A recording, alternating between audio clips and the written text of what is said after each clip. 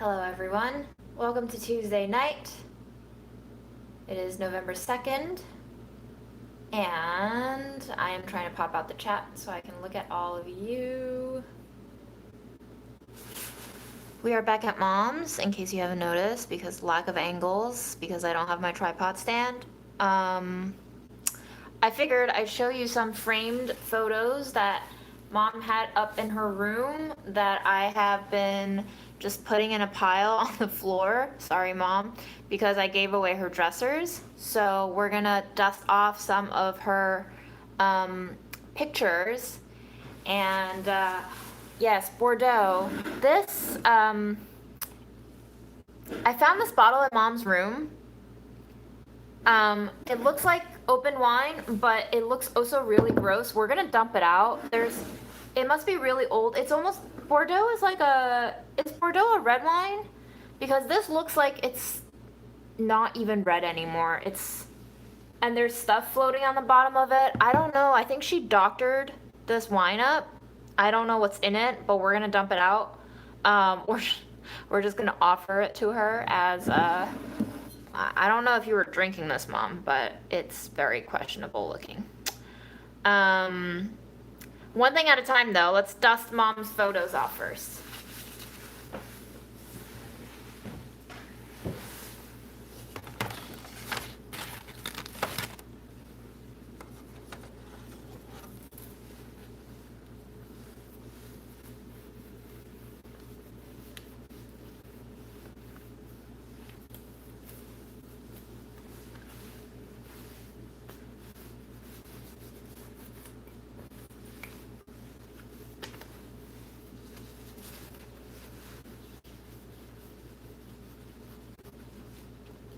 Gross. What's on your photo frame there, Mom?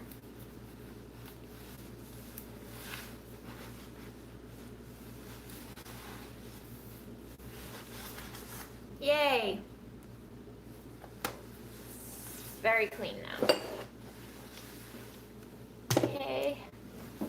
Will you stand? I don't think that's enough space for her.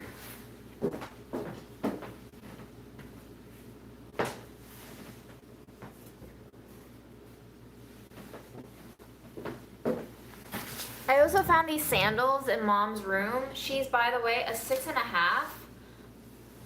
But they fit me somehow. I think these were her house slippers, and even in the house she wore like high heels.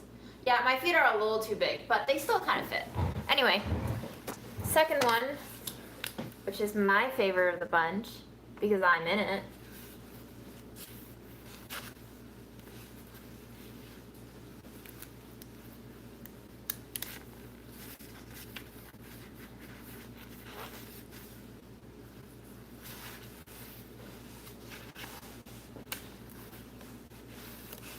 How did you know these are shot in Japan?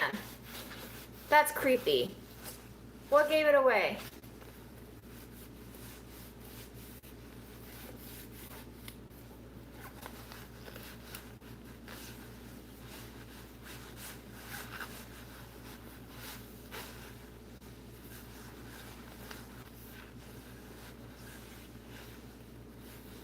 Are pigtails particularly Japanese? But this is one of my faves.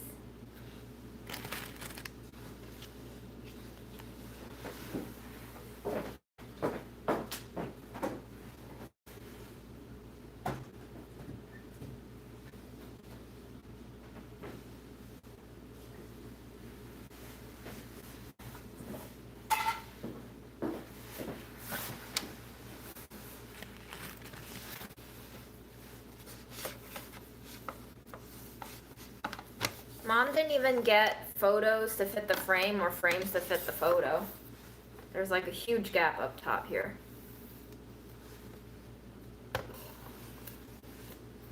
I don't think I look very much like Mom, unfortunately. I took a little bit too much after my dad's features.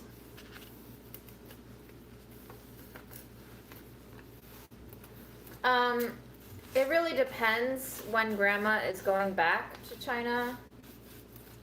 I don't think I'm gonna send them with the frame, you know? That just seems like too much.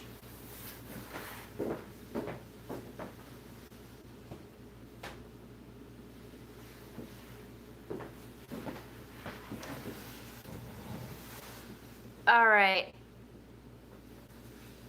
Let's go dump out this wine. Oh, wait. Let's light some incense for Mom first. Why is my table so gross?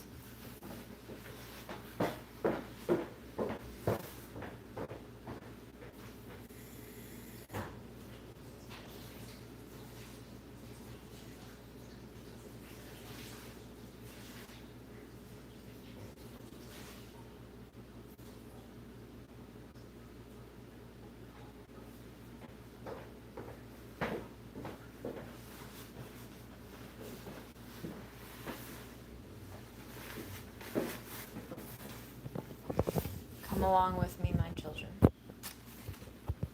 The bottle is so open. Yes. It's very open.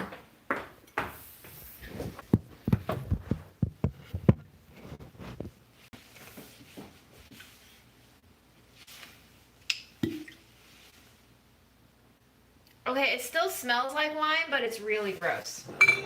It looks really gross.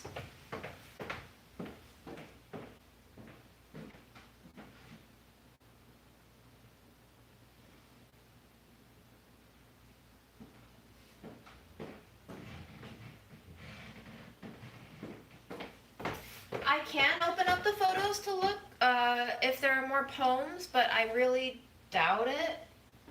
It doesn't seem like my mom really hid much behind things.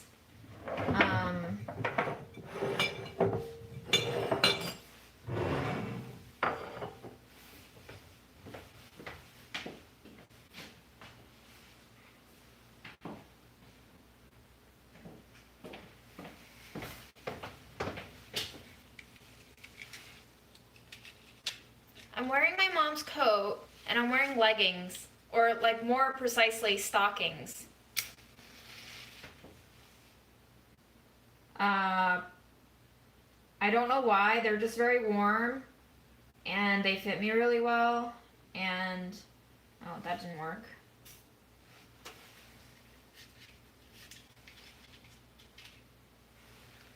Listen, we're not really big on fashion in my side of the world, okay? We're just trying to get by day after day.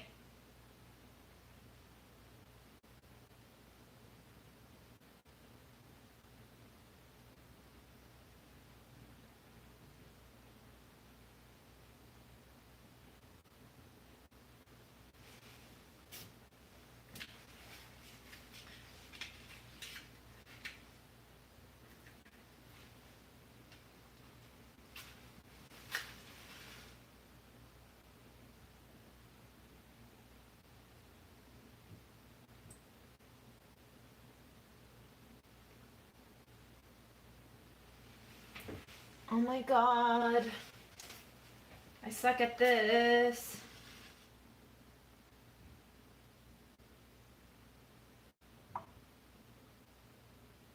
There we go.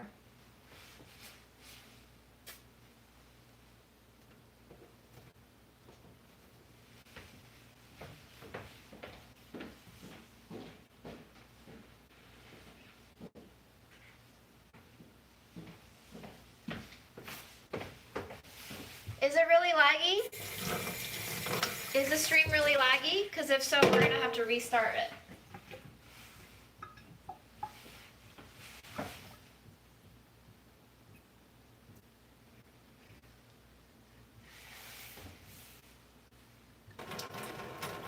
That is not red wine, y'all.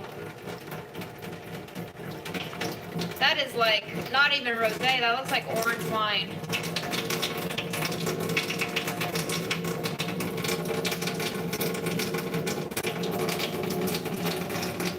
Mom, what is this? Oh my gosh. Guys, look at all the sediment. Look at all the sediment. Holy shit. How old is this shit? Mom. Oh my god, it smells like such bad alcohol. Oh, there's the red. There's the red. Wow.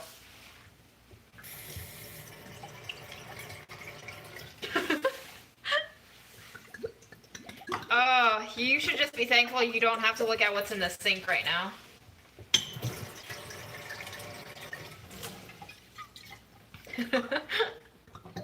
Well, that was fun, y'all. I've been staring at this bottle of wine ever since I came to this house, but we're all clear now. We're all clear now. No, I washed it all away. I'm not subjecting you to that, okay?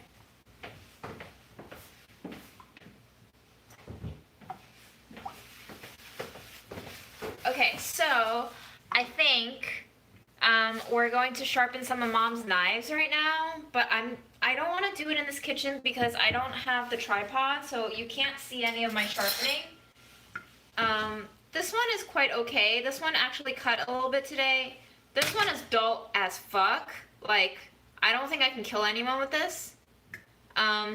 So I think we need to go sit down somewhere where I can put the stone down and the knife down, and you could maybe see my face or at least my hand. So let me go find a place.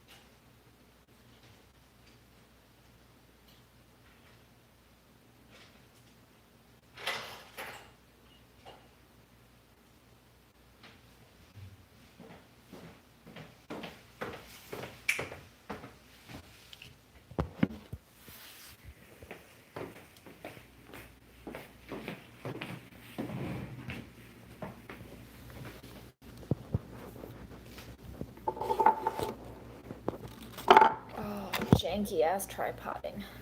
Okay. This is a cross that I think I got from a monastery. I think it's the Francis of Assisi cross. I think it's called the Tau cross, but I'm not sure. Somebody correct me. I found it in the closet today.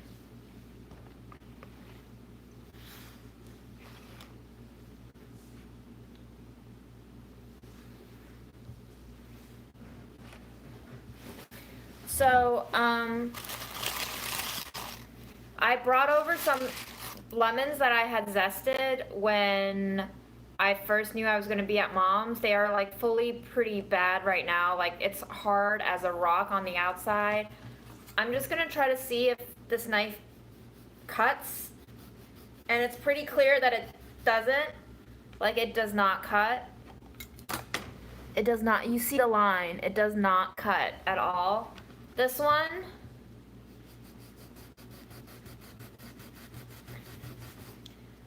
I thought this one would be better, but it also does not cut, so.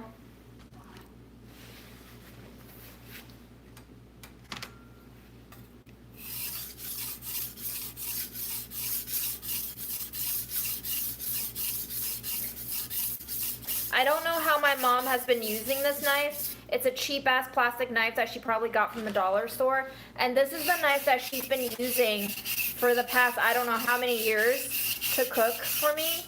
And this is also why every time I came, I would see her with a fucking bandage on her finger. Because, guys, you don't cook with dull knives like this, okay? You don't.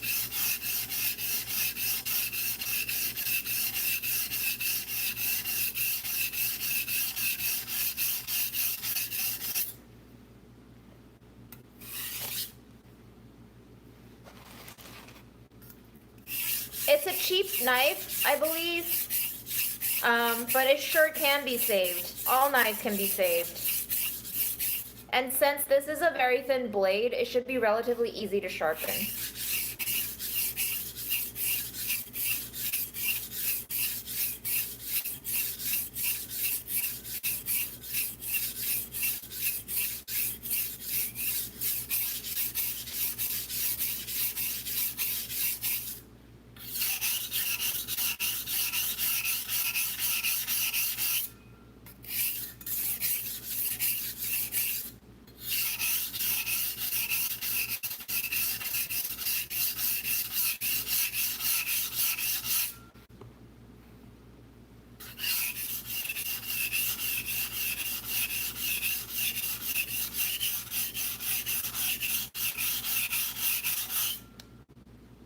Oh, it already feels so much better.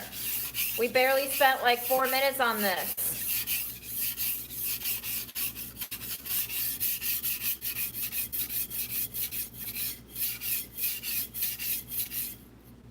I don't know how to keep the blade at the right angle. I don't really care at this point. It's such a shitty knife. You get a feel for it. It also depends on how much of an angle you want. Listen guys, I'm not a master knife sharpener. I just sharpen my knives until they slice better. That's all.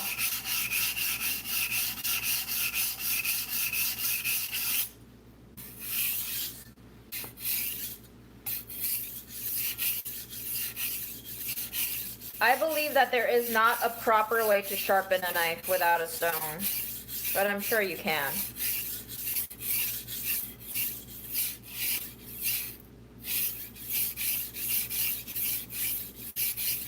I too have sliced my thumb on a mandolin before. It was one of my worst kitchen injuries, and I was holding my thumb up above my hand for like 5 minutes before one person asked me, "Hey, are you okay?" That's New York City kitchens for you.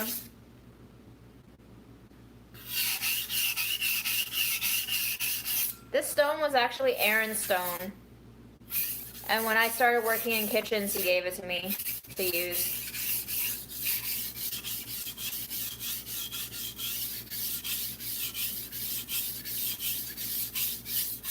I believe he got it from Korin, which is a Japanese knife store and kitchen supply store in Lower Manhattan.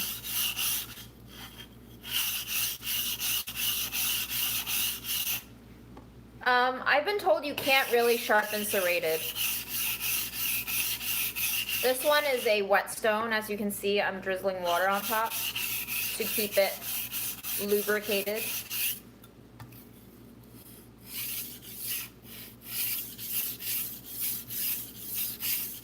Yes, Korin is not cheap. Japanese knives are not cheap. In fact, my mom kept the box for Aaron's knife that he got there. This is the box that Aaron's knife came in. Aaron had a proper Japanese chef's knife before I ever did. I don't know why, but he was really into cooking, and it was empty. The model of Aaron's knife is Togiharu Inox Santoku 7 inches. Try cutting the lemon again. Give me 1 minute. I want it to feel good on my fingers before I try cutting.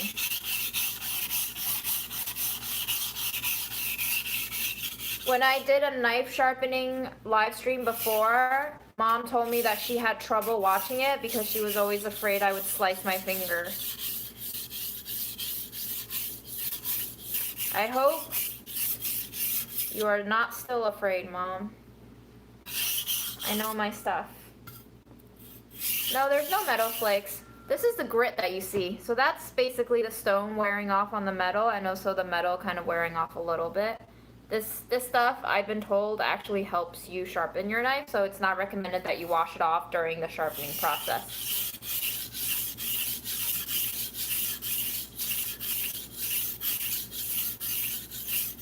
This is a two-sided stone. This is 1,000 and this is 4,000. I recommend 1,000. It's very versatile, but you can also get a double-sided one.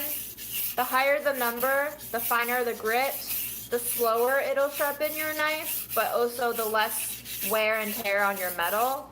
So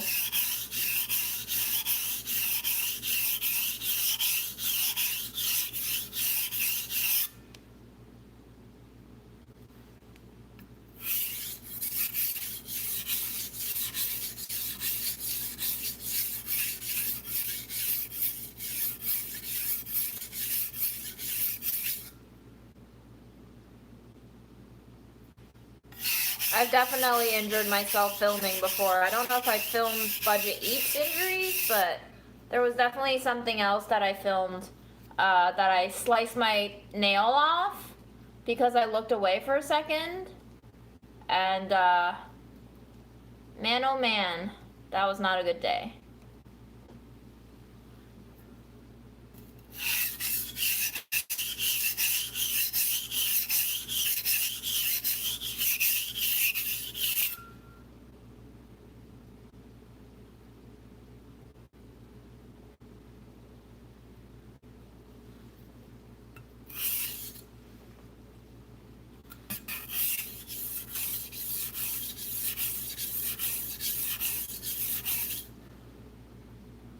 We're getting there.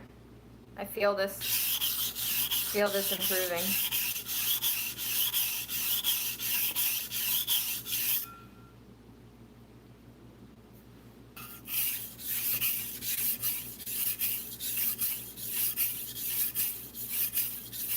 This knife is so cheap, I feel the blade bending under the pressure of my fingers. And also, this is a plastic handle, and I don't know if you can see it, but there is a solid crack happening right here.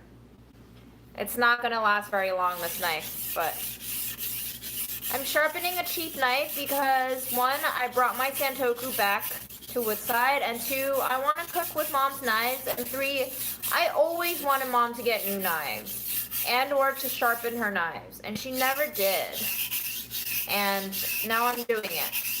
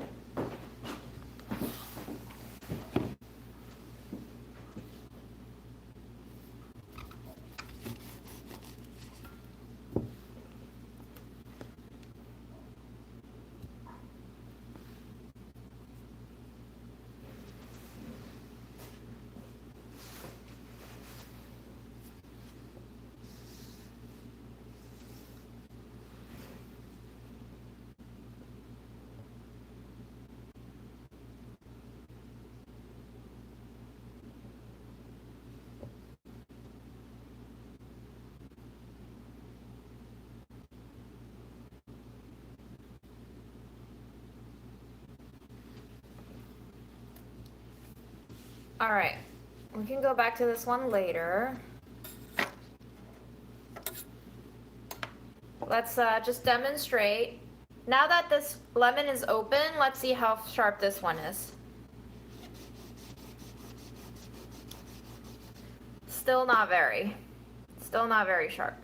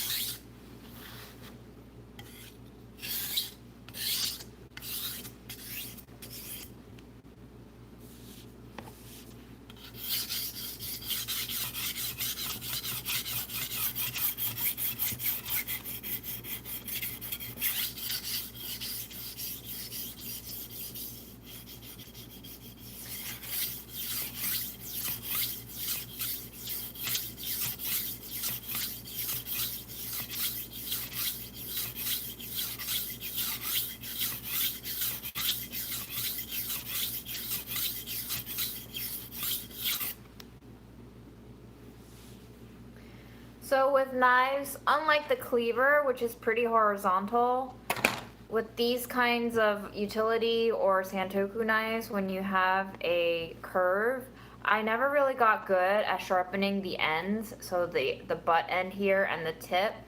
I kind of have to sharpen the knife in segments. I don't know if this is how the pros do it, but I have to do it this way because it's very easy to only whittle down the middle part of your blade, and then you just have a very uneven thickness over time. Repeated sharpenings with the middle part of your blade continually being sharper than the butt ends. So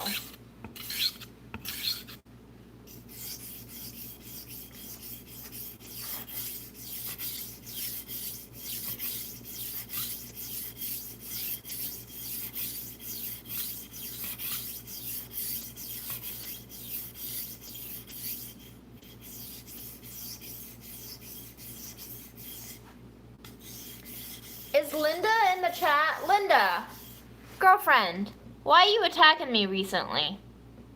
You've been leaving me some comments telling me what a hypocrite I am. Do you still want me to go to Kansas or no?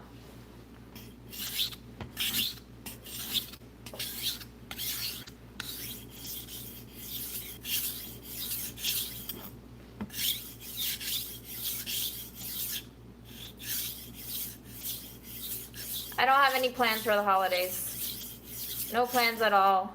Just trying to finish up Mom's affairs. Trying to see how not to get fucked over by taxes, but I think I'm gonna have to get fucked over by taxes. A lot of people are telling me that if I don't buy property, once I sell this house, I'm gonna get fucked by taxes. And apparently I'm gonna get fucked by taxes because Mom's IRA are gonna fuck me over too. Apparently they count as income. And not only do I have to pay her taxes, because traditional IRAs, you pay taxes upon withdrawing the money, I also have to pay my own taxes on those IRAs because they will count as my income when they transfer over to me. So that's gonna suck.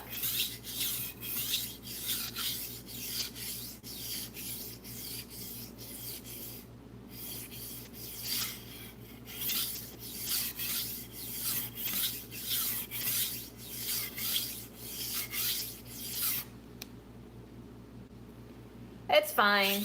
I'll just get taxed. And yeah, I know about the 10-year rule. Apparently some banks have a 5-year rule. I'm obviously going to have to hire an accountant. It's funny how in order to keep money or make money, you have to spend money on it, which is why people who are poor can't really afford to make more money because it costs money to make money. I'm going to have to end up paying a lot of lawyers and an accountant and an agent. Apparently to sell a house in New York, you need not only a real estate agent, but you also need a lawyer. So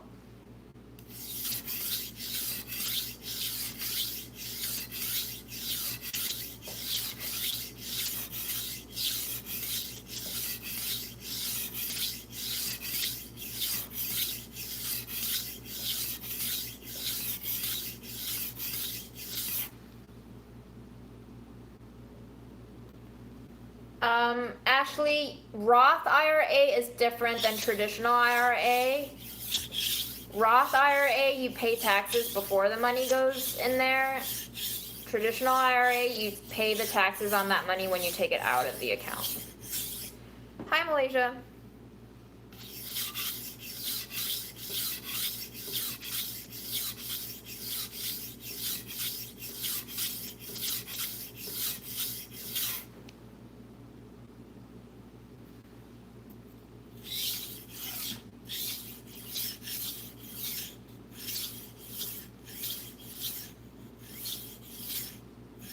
Ginger soup for upset tummies.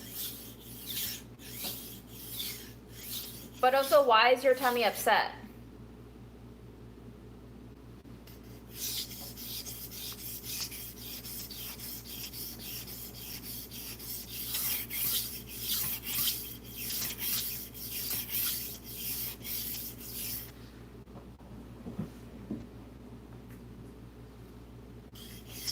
Don't worry about IRAs when you're in your early 20s, unless you already have like $200,000 in the bank.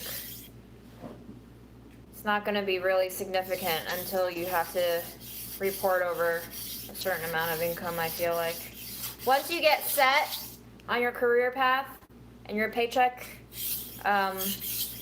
covers more than just your rent and food and like $300 left over, then you can think about IRAs. Don't worry about it for now.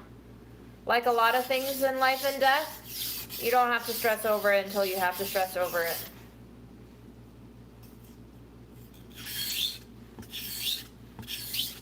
Not really close to finish with Mom's house. I would say I'm halfway through. I would say we got rid of most of the junk, and right now I'm just trying to decide what to do with the bigger items like furniture and also old electronics. I feel like there has to be a niche market out there. Like, I found a Chinese English typewriter today that uses facsimile paper, you know? I feel like it's those kinds of outdated things that there must be still people out there who want them. So I just have to figure out what to do with those items because I don't want to trash them. I do need a friend to drive me to a e-waste place though, because I have a lot of broken laptops that my mom kept for no reason.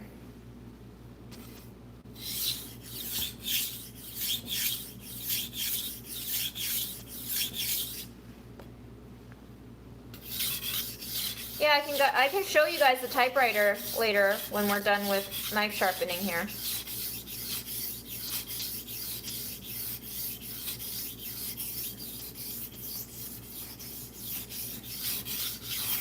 This one is taking way longer than I thought it would take.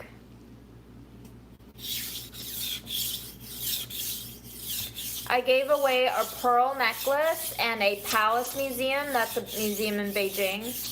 A Palace Museum necklace to my neighbor. They were just like tucked away in loose leaf paper for some reason. I was like, you know what? I don't need this. You have it. And she's always been very nice to my grandmother, so I've been trying to give away stuff to the neighbors who have been absolute angels in this whole process. Just checking in on me. Saying hi to me even after I rudely turn away from them because I'm too distracted by everything.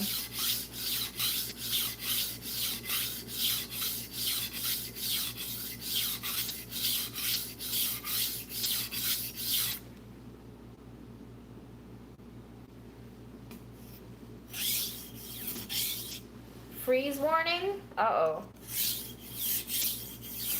How did it get so cold so suddenly?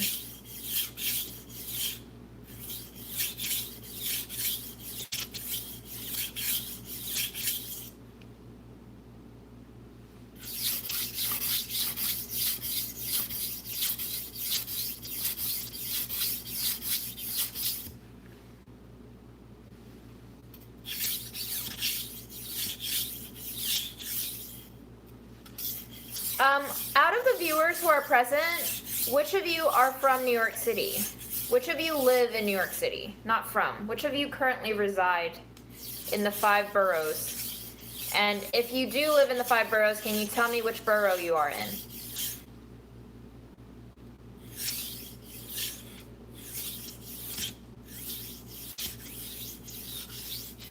Bed-Stuy.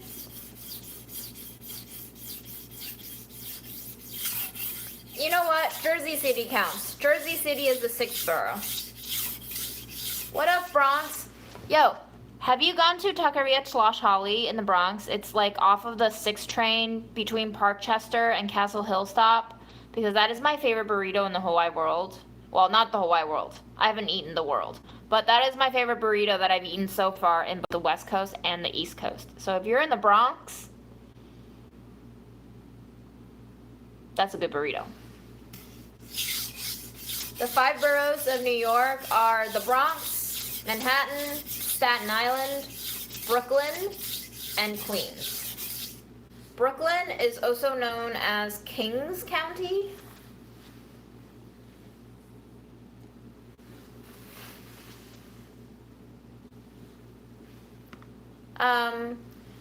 It's called Taqueria Slosh Holly. It's spelled Tlaxicalli. Tlaxicalli.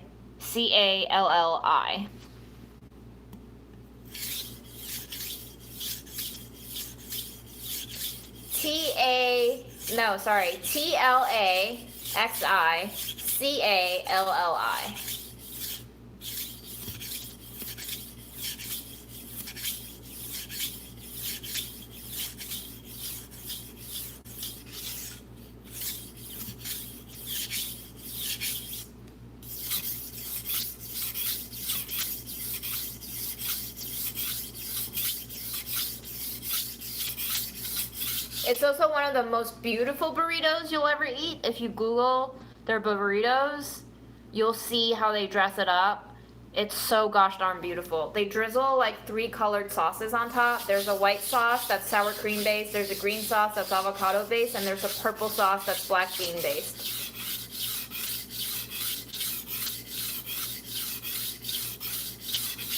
Really? 400 people and we don't have a single person from Staten Island? Damn.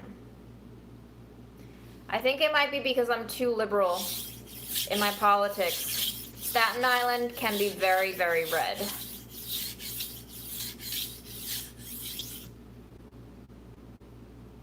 Hi, Florida.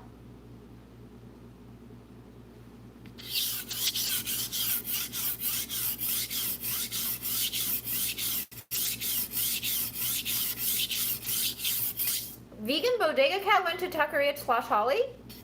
For a burrito? I didn't know they had a vegetarian one.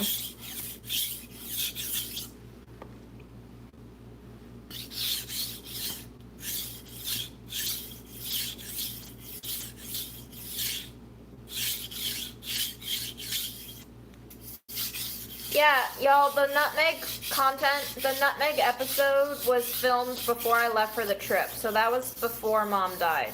So I'm not currently working on any delish stuff. I'm just working on Mom.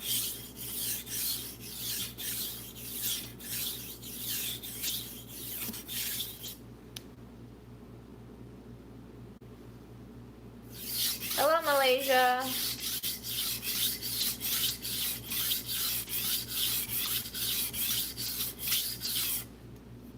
Should we move our imaginary commune to Kentucky, to Western Kentucky? Should we just like smack them with liberalism?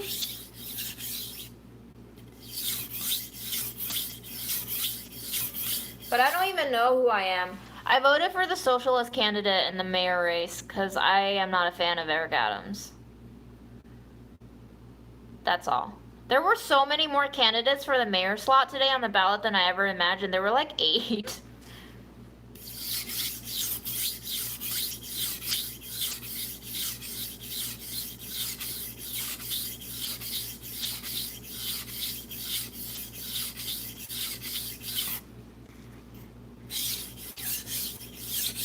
I can't believe people who watch Delish don't know who Julia is. Julia and Tess were our OG YouTube queens.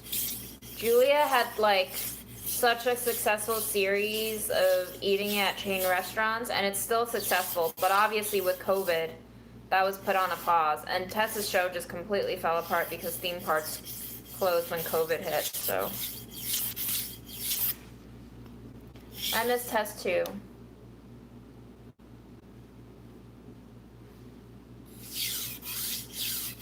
no such thing as Wi-Fi. How are you online?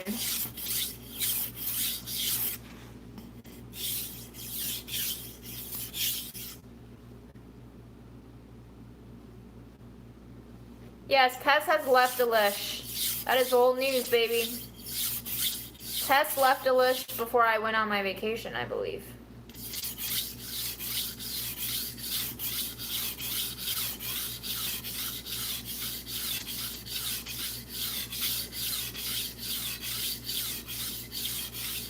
Yeah, we just keep bleeding talent at Hearst because,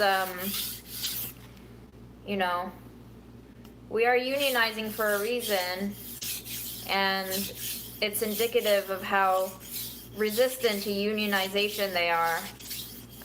So it's no surprise. No surprise that people are leaving. You know, they've just had enough. I'm honestly quite surprised that Hearst has a 1 month long bereavement policy. That is way more generous than I ever imagined. Julia is part of the video side, so Julia is our director of video. She controls all of the video content strategies. I believe she started as a social media team member, and over the last few years, she was promoted more and more on the video side, and she is now our director of video.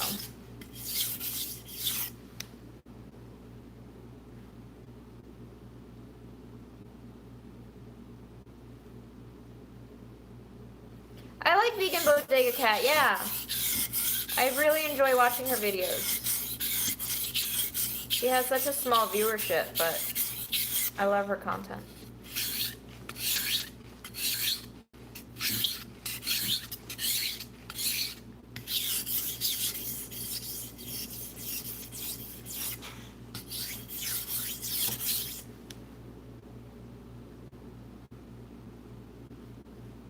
Yes, I am more into developing recipes and videos, so I started off on the kitchen team. I was first hired at Delish as a test kitchen assistant, freelancing, or rather permalancing, and then I got hired full-time with a 25% pay cut to go full-time as test kitchen manager, and from test kitchen manager, I was suddenly promoted to senior food producer amid the Bon Appetit scandal. And it also coincided with the union winning our recognition vote, and I was very outspoken in terms of unionization, so I'm sure that all had a hand in me getting a random ass promotion. I don't know what angle I'm sharpening at, I'm just sharpening it. It feels less than 45 degrees.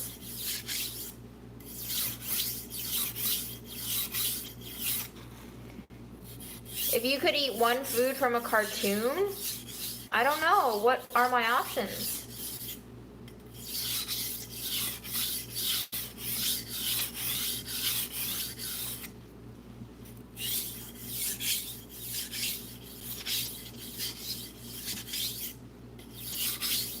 I'm not going to explain the Bon Appetit scandal. You can Google it. There's so many Business Insider articles that can do a much better job of explaining the situation.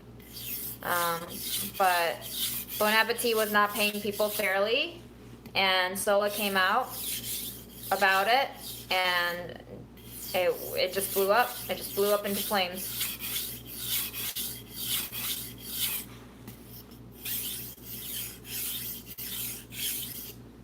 I don't know butcher knives at all. If you're talking about just a random chef's knife, I say that you need to hold the knife in your hand and try it out, which might not be possible in the time of COVID. But if you're going to invest in a knife that is over $100, I highly recommend that you hold and cut with it before you buy it, if at all possible.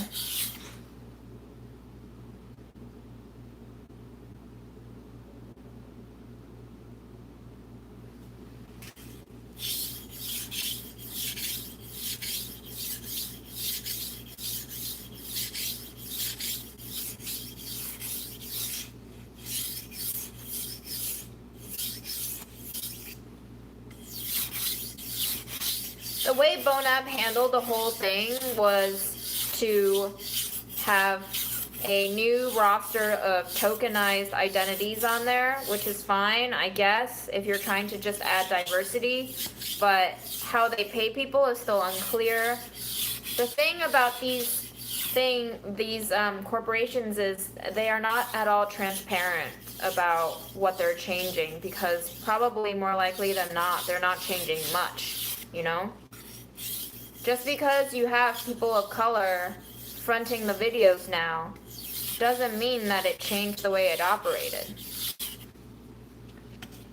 If the inside is rotten, it's probably still rotten no matter how much gilding you put on the outside.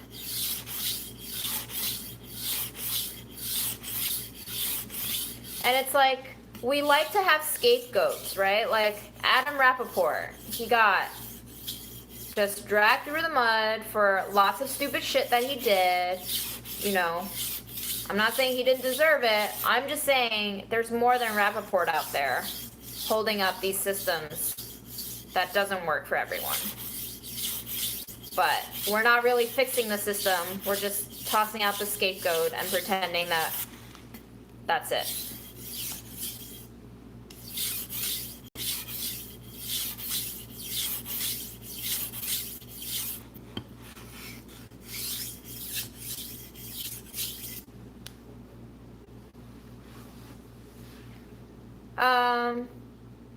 You should practice on shitty knives like these before you do it on your nice knives. And when you are first starting out, don't do what I'm doing now. Just check up on the sharpness of your knife every 10 or 20 passes or so.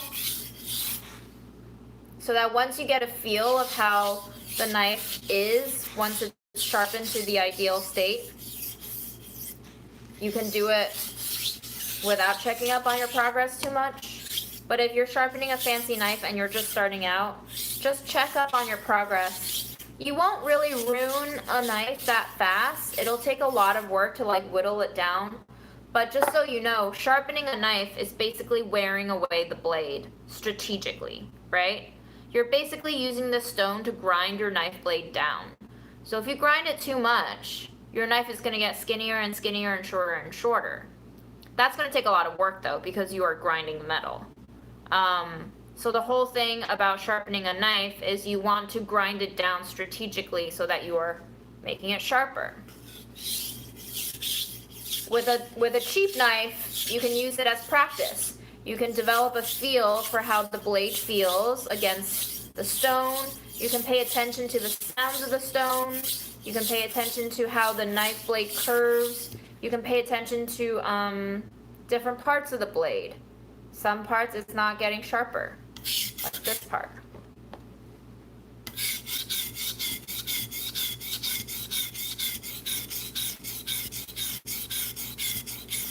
My dad was actually saying that my mom's not very photogenic, and I was like, what do you mean? Mom's beautiful in these photos. And he was like, if you think she's beautiful in these photos, she was even more beautiful in real life. So mom really had the looks, you know. Unfortunately, you throw my dad into the mix and it's like, wow, really fucks up that gene pool of looks.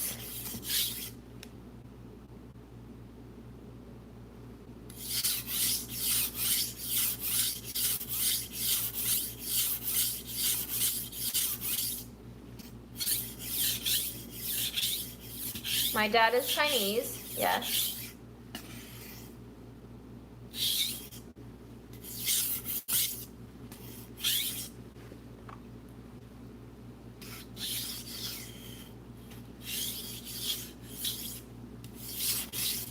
Okay, I think we're 80% there. I can feel the knife feeling dangerous now.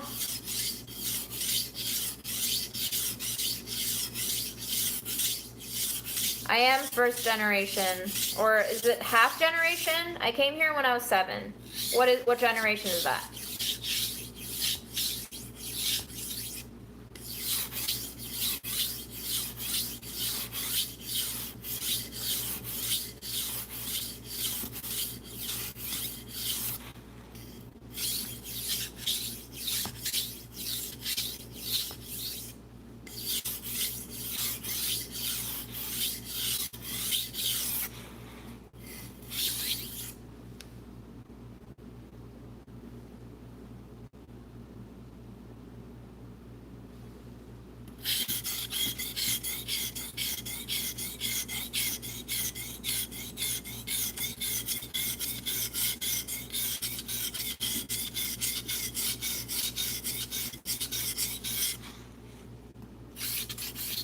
Yeah, I'm really happy that we kept the phone dialogue with Mom in some of the budget eats because now we have a recording of her voice, albeit captured through a cell phone on a camera, but it's better than nothing.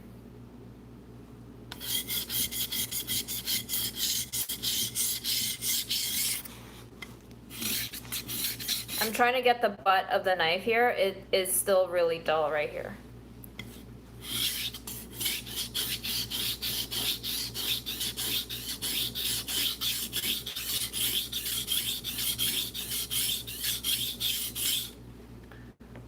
I don't have any knife suggestions. I like Japanese knives, but it depends on how you define too expensive. My Japanese knife, the green handled one, was only 110, but that might still be out of the price range for some folks. Japanese knives tend to be more expensive than Western knives. I don't like the German style ones because the blades are super thick and they're very hard to sharpen, in my opinion. Global knives are accessible to some, and they are pretty widely available. They are available on Amazon too. But honestly, you just need to keep your knife sharp. So you can buy a cheap one like this. As long as it fits in your hand well and you like the size and you like the weight, you have to like cooking with it. That's the most important thing about a knife. It's not about the brand, it's not about the construction, it's about how it interacts with you, right? You have to have chemistry with this knife. You have to want to use it.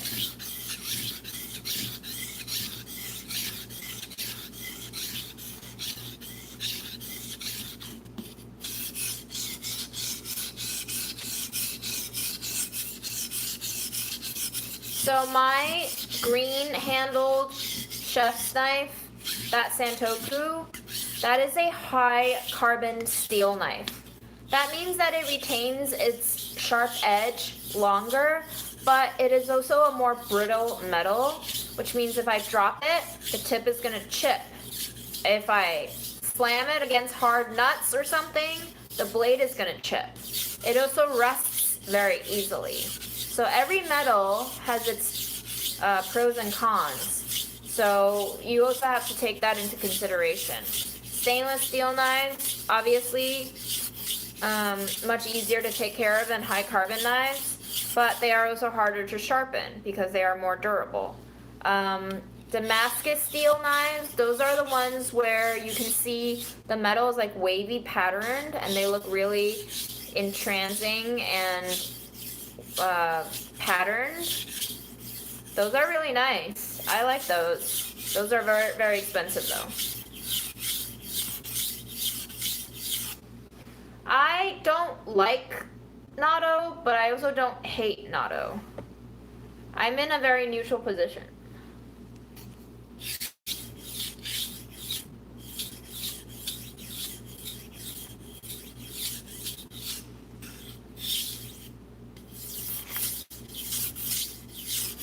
Does this sound like nails on a chalkboard? We still have over 400 people watching this though.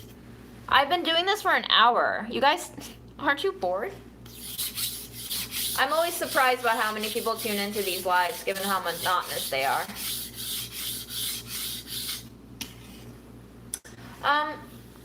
Brett, can you tell me a little bit more about Wealthy? Because when I was faced with that intake form, I was a little overwhelmed.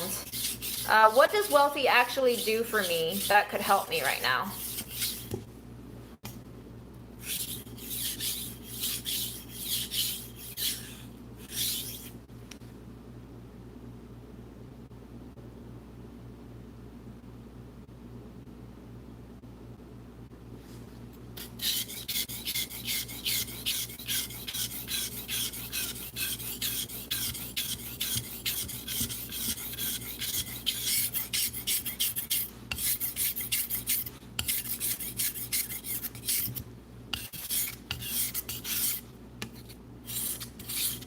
Sorry to all the folks who are triggered by this sound.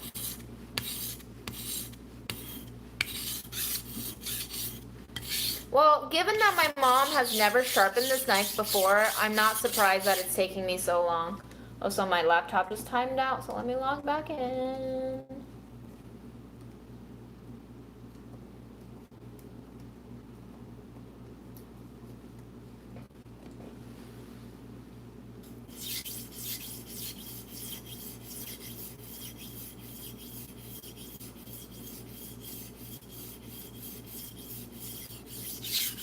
Yes, the whetstone wears away too. You can actually buy grinding stones that help you even out the whetstone because obviously the more you use certain parts of the stone, the more dimpled it gets over time. Which is why I try to move around the stone, but that of course doesn't guarantee that I keep the stone even at all. But I don't own that grinder knife, or I don't own that grinding stone.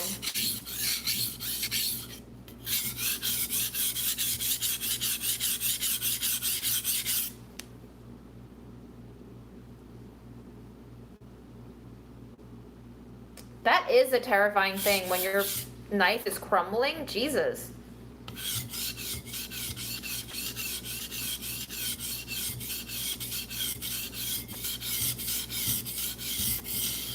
I vote marzipan, Rudy.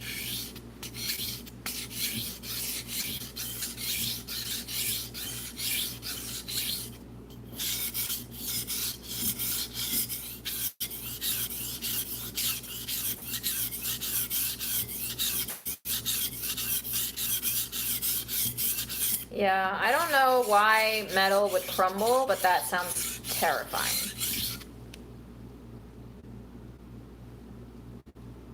Oh, Lawrence! Our friendly troll person is back. Hi, Lawrence. Entertain us with your non sequiturs tonight, please.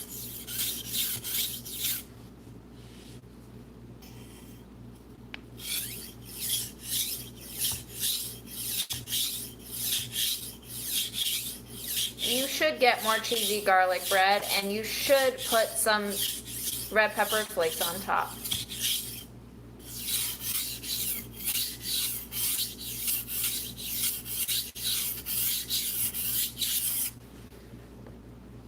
What is everyone's favorite onions? Since we're talking about non sequitur onions.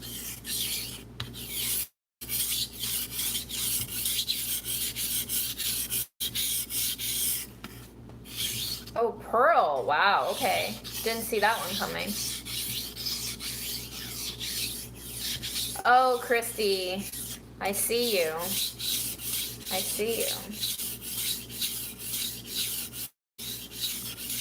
I would not buy honey from the dollar store. I actually only buy honey unless it's for a recipe. For myself, I only buy honey from the farmer's market or from farm stands.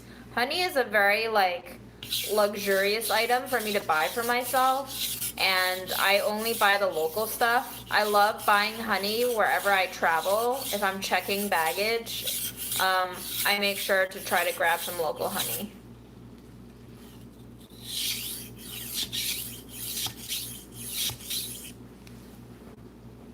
Okay, this feels pretty good.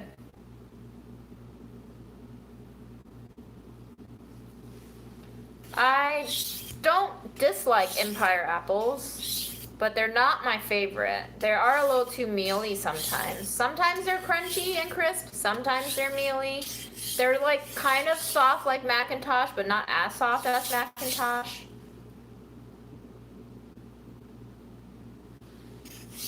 I also like red onions the most because they look beautiful.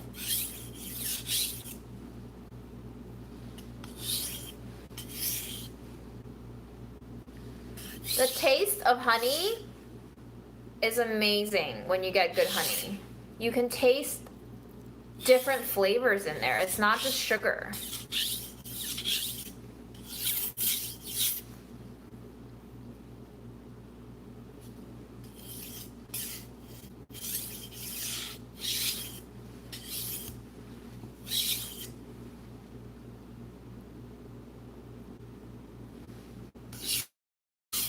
Jeni's ice cream is on the menu tonight, and I predict we will be cracking the first one open in under 10 minutes.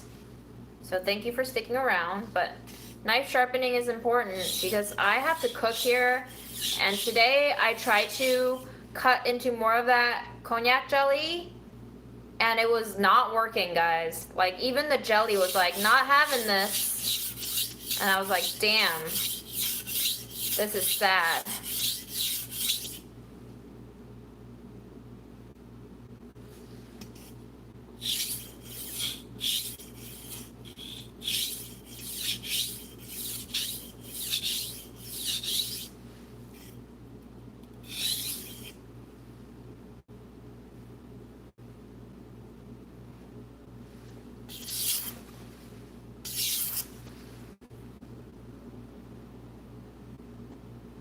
I think I'm just gonna ignore the butt right now because I think whittling down the butt is gonna take too long.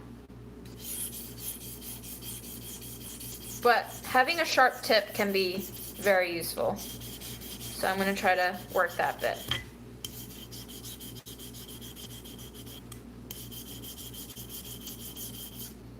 It really sucks that this knife is so cheap because the blade is curving under the pressure points of my fingers. It's not really staying straight,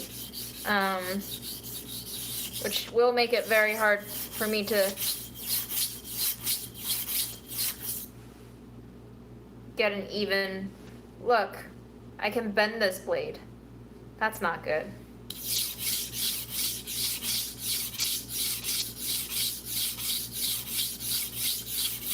Yeah, my friend Abe helped me put up curtains yesterday, and I feel a little bit safer now. A little bit more cloaked and hidden.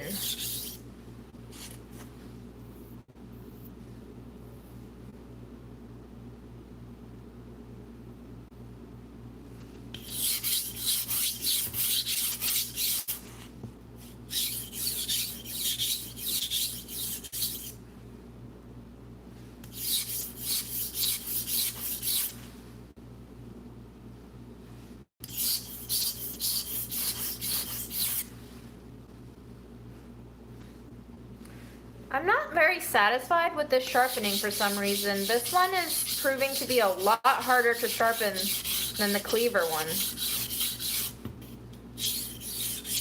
Maybe I'm just impatient? The more impatient you are, the worse things suck.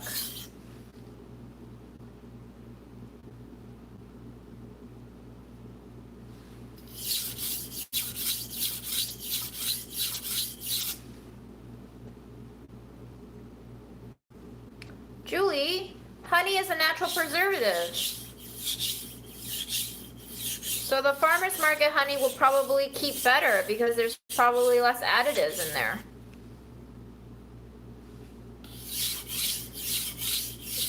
The only way honey goes bad is if you introduce bacteria to it. So don't double dip your spoons and just try to keep that jar clean.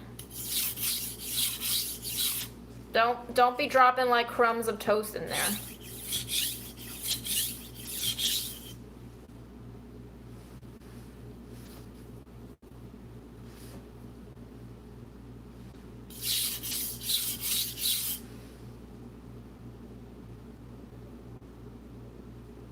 Oh, we like Lauren's Cakewalk. We need friendly trolls. It's not the internet unless you have a troll, and I'll take a friendly troll over an unfriendly one anytime, okay? He's not saying these nuts 50 times, and he's also not telling anyone to, you know, go hurt themselves, so I'll take it. I'll take it.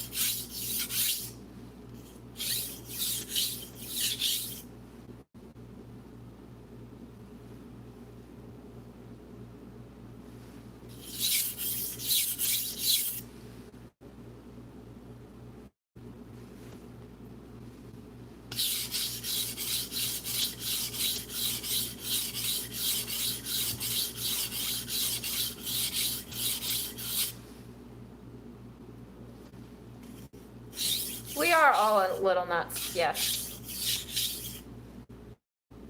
Love is love, my darling. You're so right, Lawrence.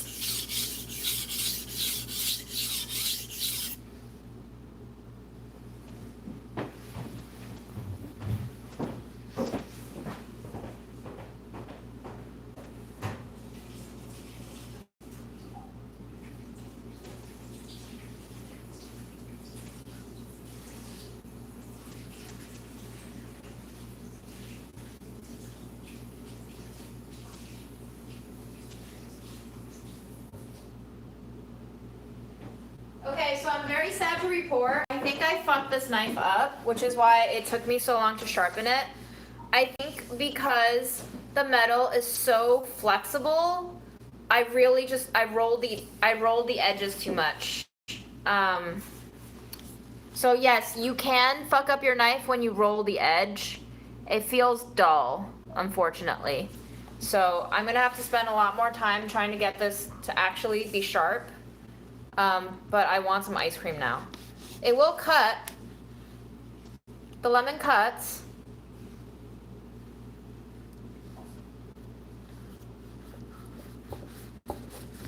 So it is better than when we started, but it is still unideal.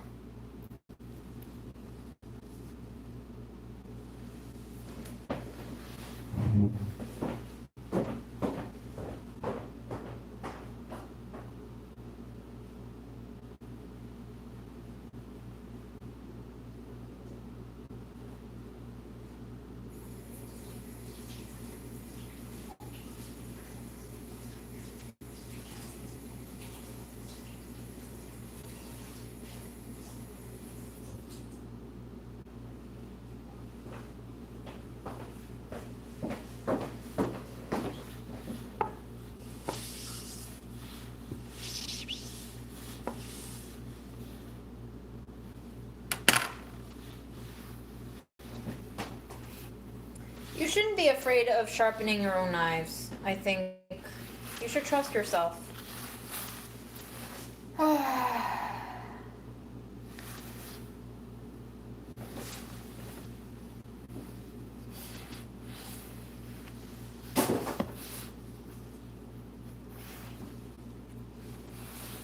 Yes, there are different grades.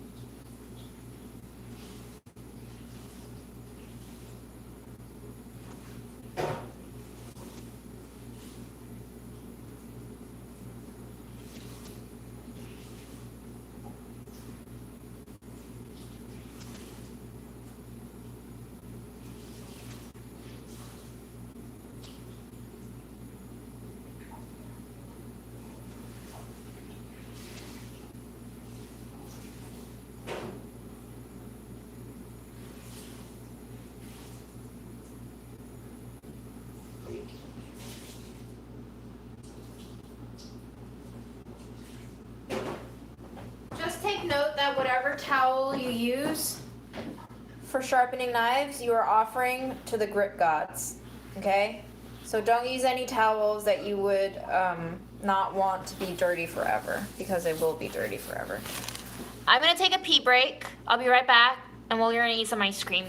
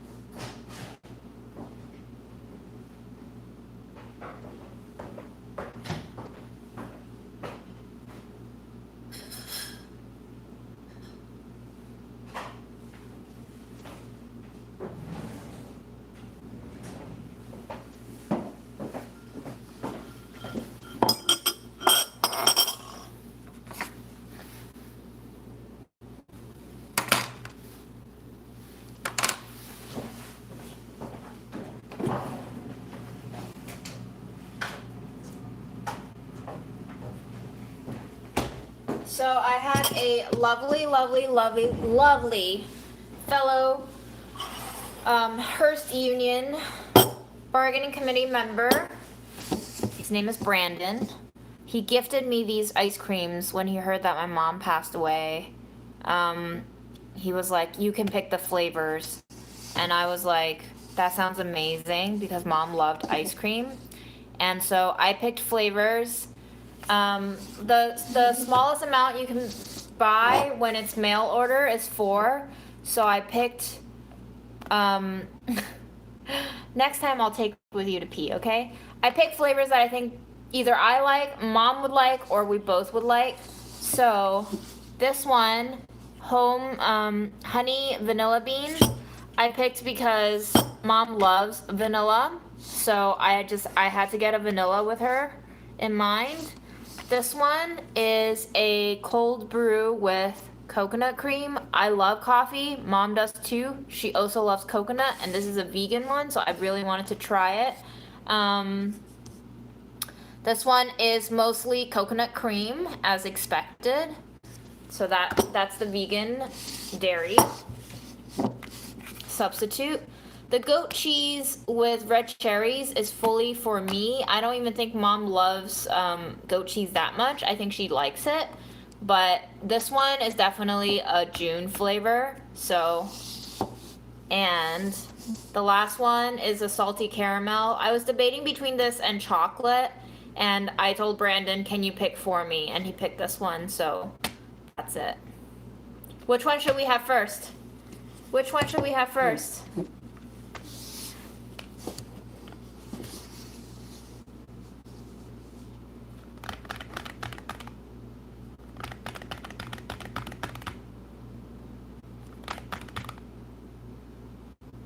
Okay, goat cheese.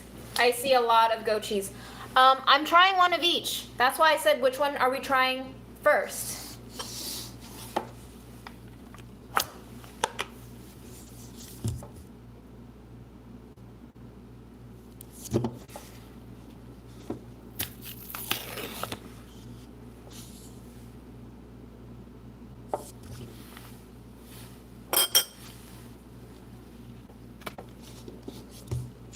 Wow, this is not the worst. Excuse you. I should have let this defrost a little bit better. Oh boy, it's rock hard.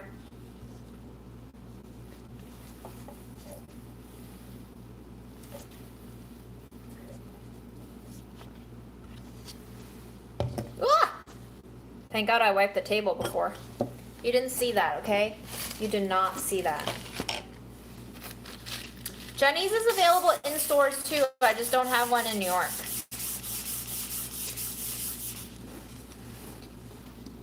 I need to get another scoop with more cherries though.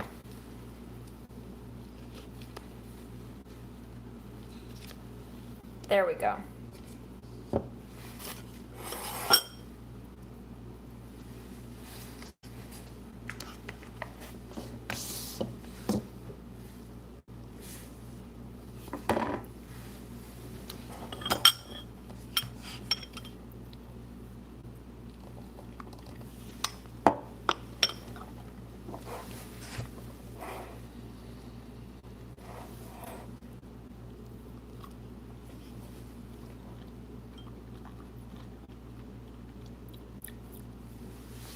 I love ice cream that you can chew, and you can definitely chew this.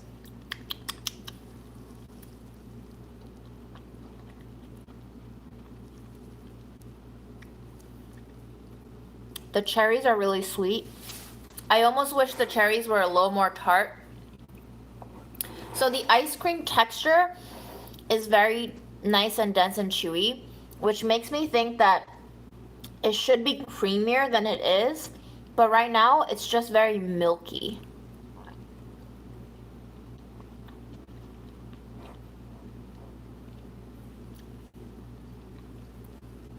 The goat is not very pronounced at all, actually.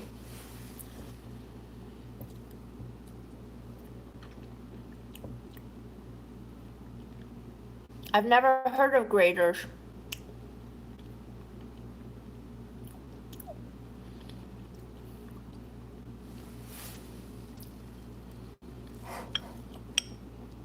If it's not soft serve, the ice cream needs to be chewable.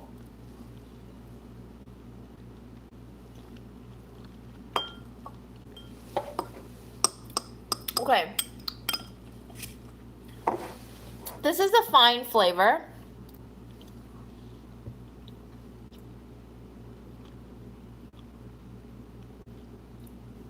But I wish it punched more.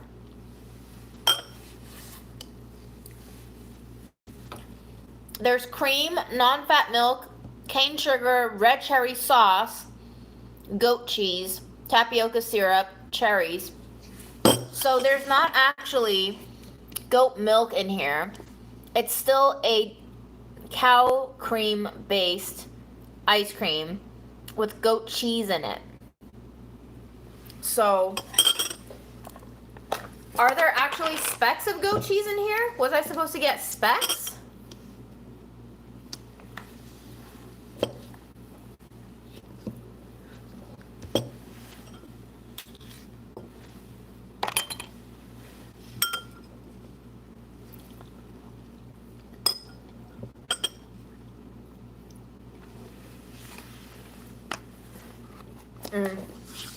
I'm gonna give this one a 7 out of 10.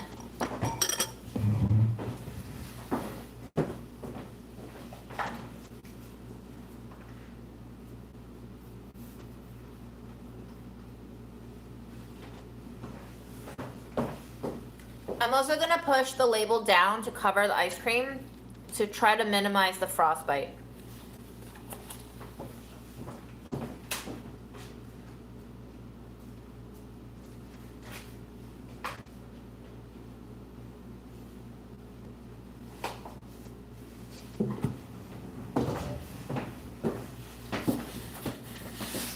Okay, what's our next flavor? Oh. I ate a full jar of jujube, and then I was very sad, and then I found another jar. So Mom gave me another jar of jujubes.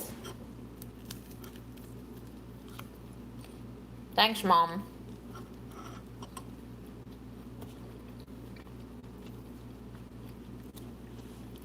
Okay, vanilla is next.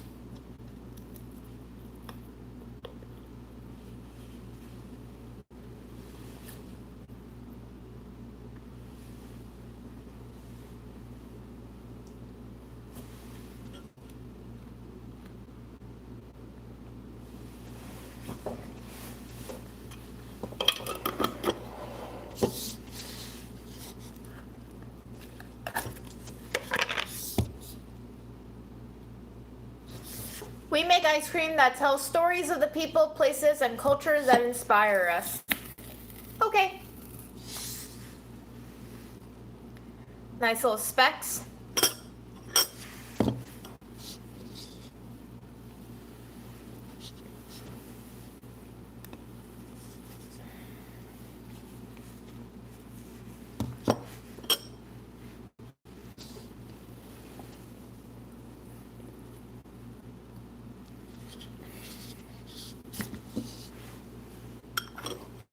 Jujube is a Chinese date. It tastes like a foamy, crunchy apple when it's fresh, and when it's dried, it tastes chewy, but not anywhere near as syrupy as Middle Eastern dates. Bye, Cake Clock.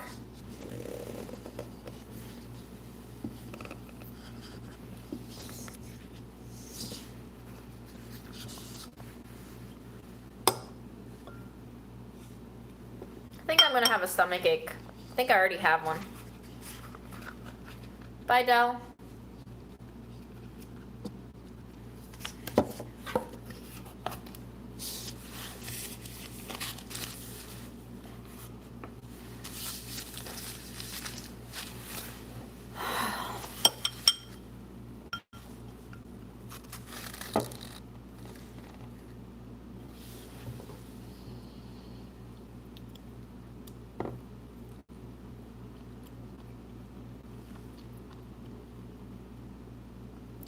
Mom doesn't have olive oil here, but ice cream with olive oil is bomb.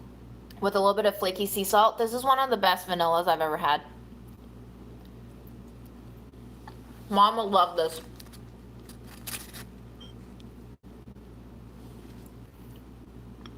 It almost tastes a little alcoholic.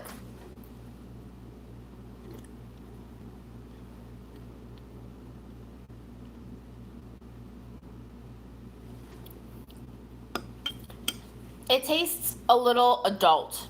Like, it's not a sugary vanilla. It's almost like a boozy vanilla.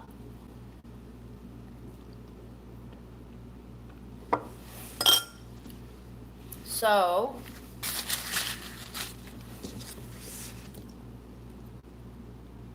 we have never thought of vanilla as plain or boring. Our version is rich and complex with notes of amber, dried fruit, and butter cake. I would say that's accurate.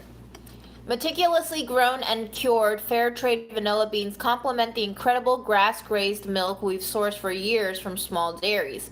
A touch of golden honey adds a featherweight note of nectar, best enjoyed straight from a cone or alongside your favorite cake or pie.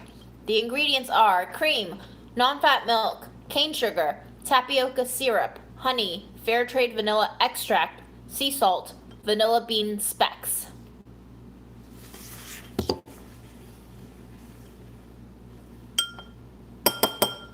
Not sure if Jeni is available in Canada. I cannot answer that question.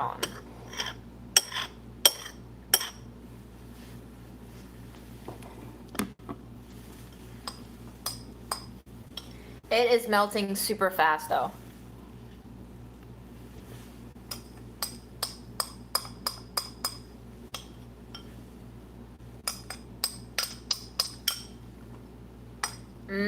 Ice cream soup.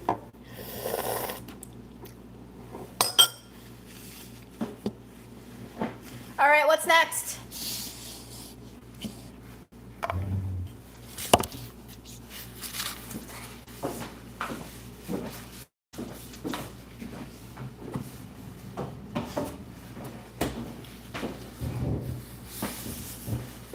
Okay, coffee it is.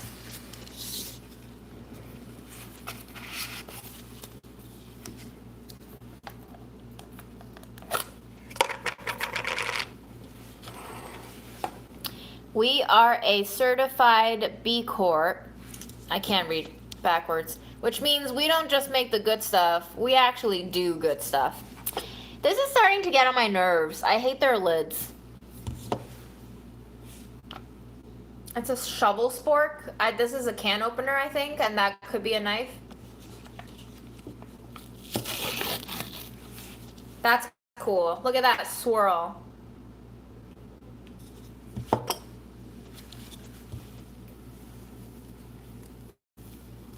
Ooh, it's coming off in chunks. Do you see that chunking action? It definitely feels icy. It's chunking instead of creamy. And you can smell the coffee. Wow, that smells kind of like really good coffee that was slightly burnt. I have a feeling we're gonna like this one, so I'm gonna give myself an extra big scoop.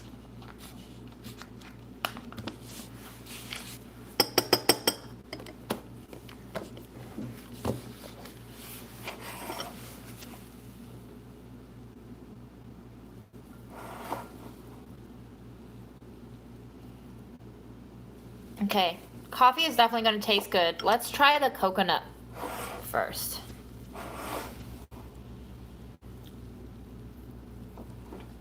Ooh, wow. Okay, so the texture is not chewy.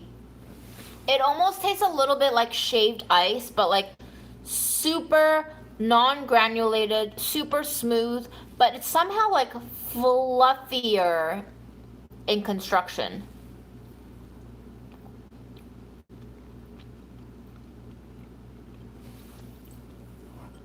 That is really good. It's not shardy. It's not icy at all. It's just somehow less substantial.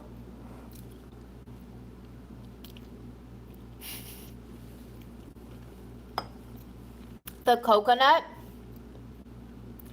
tastes not too fatty. And the best part is, as soon as you get a little bit of that coffee into the coconut flavor, the coffee just perfumes and floods into the coconut flavor. If you get a bite of the coconut, just coconut, you can taste the coconut, but if you get a bite even tainted with a little bit of the coffee, it's just like pure coffee. You still have the creaminess and the floralness of the toasted coconut, and yes, it does smell and taste a little bit like toasted coconut.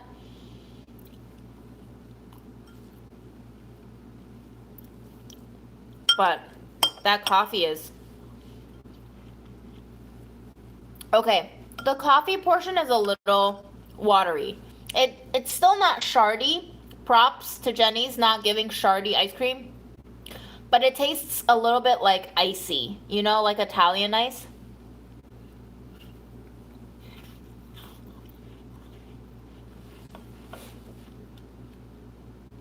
When I bite down on the coffee portion, it sounds like your snow boots crunching into fresh fallen snow. So I don't know if you can hear that, but that's what it sounds like in my mouth.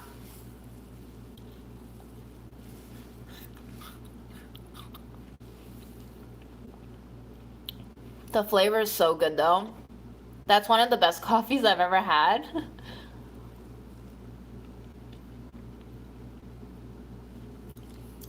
But the coconut is so smooth. The coconut is a different texture.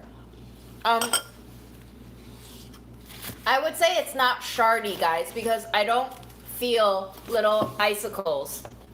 It's a very uniform texture, and I actually love this flavor because of the textural contrast. It's quite amazing to have two different textures like this in one bite. And I'm gonna eat a little more tonight because once you know how you open ice cream and it just won't return to that same good fresh texture from when you first open it. It always becomes a little icier. So I'm just gonna enjoy it tonight.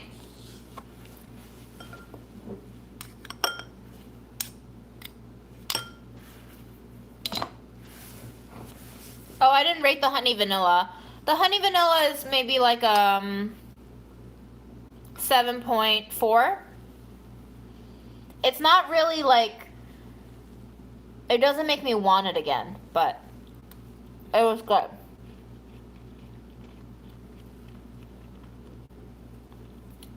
I think the flavor, the texture might put some people off, the difference in texture especially, and the wateriness of the coffee one, but I like it.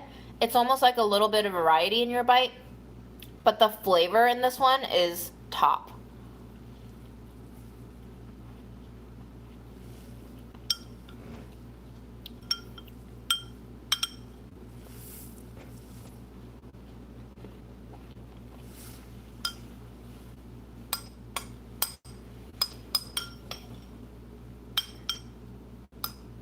Love this one. If you like coconut and you like coffee and you just happen to be vegan too, this is one of the must-try flavors, I think.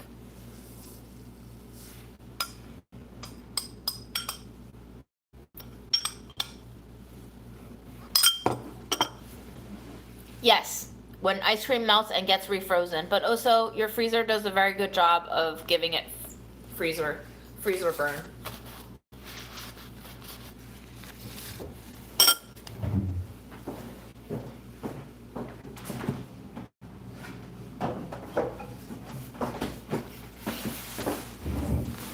All right, here we go. Last one, salty caramel.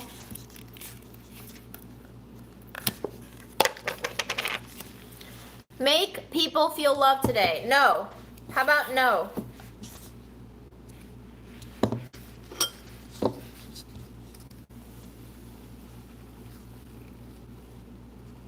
So this is a proper scoopable texture. I don't know how long has elapsed since we first took these out, but this is perfect. When a little bit of frost is on the cup,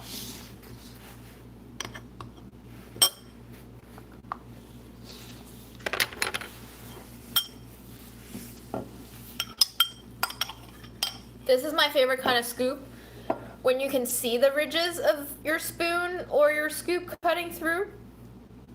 But it melts into this kind of like very smooth, glossy finish. It's only been about 8 minutes. I've only been eating ice cream for 8 minutes. I feel like it's been 16.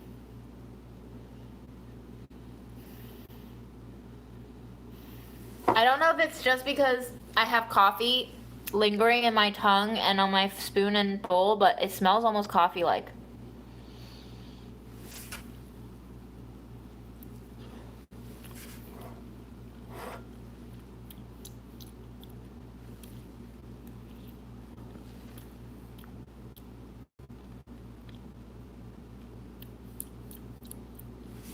Hmm. Hmm. Hmm. Hmm. Hmm.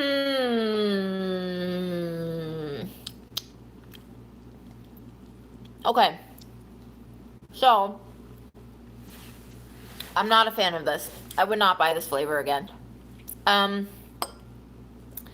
It is not better than Talenti's sea salt caramel. It is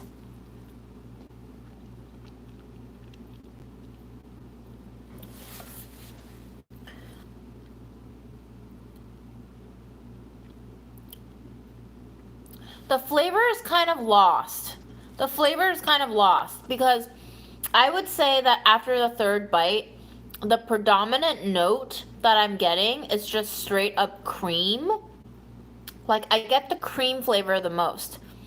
And now, after I've swallowed it, my tongue is starting to feel the kind of burnt sweetness of caramel with a little lingering speckling of salt running across my tongue, but I don't get that flavor. I don't get the salted caramel flavor when I'm eating the actual ice cream. It's only like the aftertaste that is sea salt caramel with a little bit of like milk residue. Yeah. I also don't like this texture either. It feels more watery compared to both the goat cheese cherry one and the vanilla. So, I'm not a fan, unfortunately. I'll have another scoop.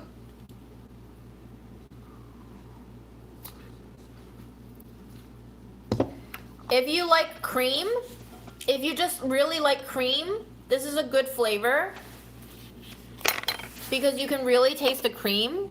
The caramel makes the cream even more pronounced.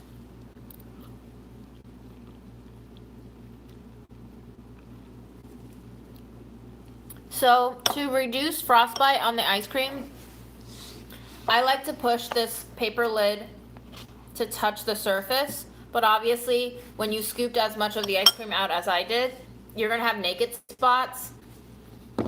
I don't have parchment right now, but I would normally put a layer of parchment on top or plastic wrap on top, and then I would seal it, and then I would wrap that in a plastic bag.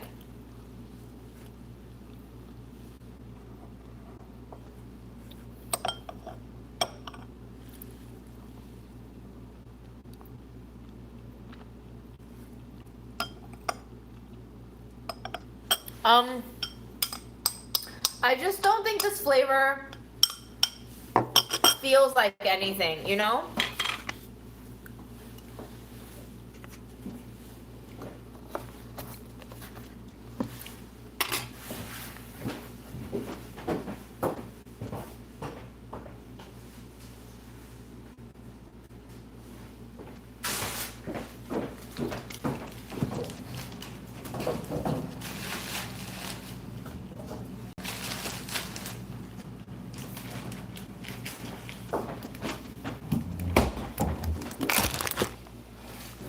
I'm gonna try a little more of the goat cheese now.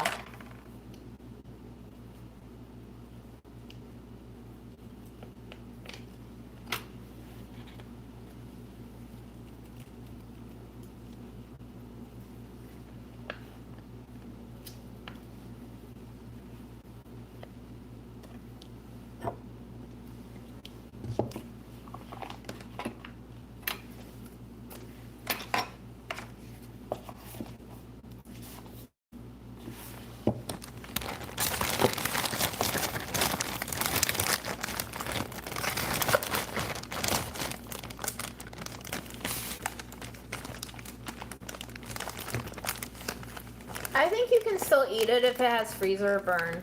It's not gonna taste good.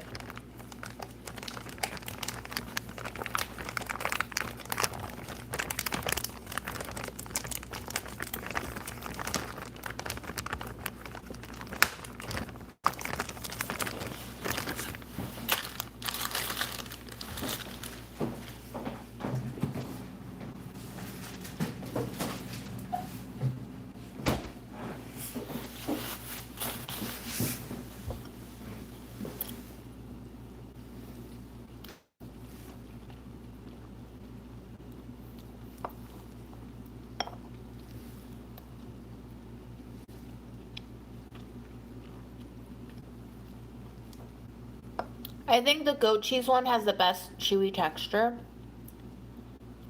The coffee coconut one wins for flavor and novelty. And the vanilla is a good classic vanilla for those of you who like vanilla.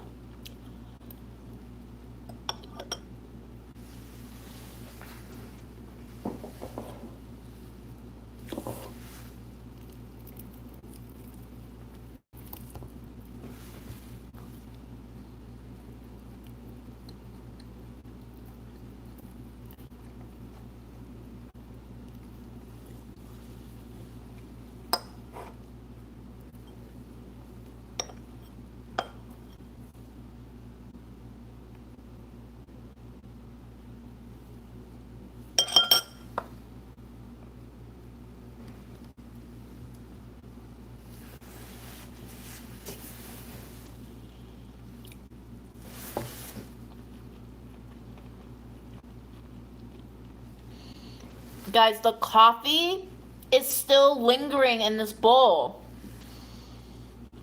And so is the coconut. That flavor combo is like here to stay. And I don't mind it.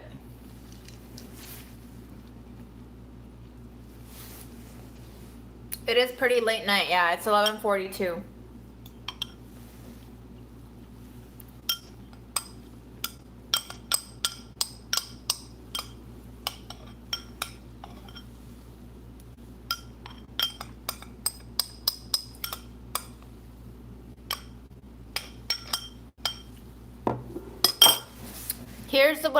Here's what I would pair each of these with.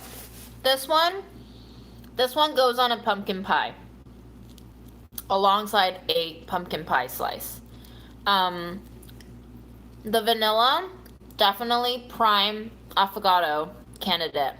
It's pure, it's simple. It's got a lovely, slightly alcoholic flavor. Would go really well with hot coffee. I don't know if I can type on the Chinese typewriter, but I can show you the typewriter.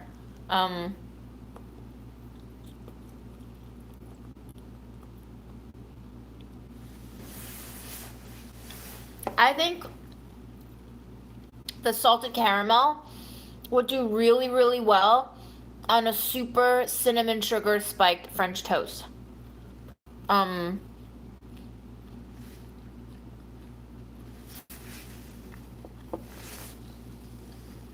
And the coffee and coconut one,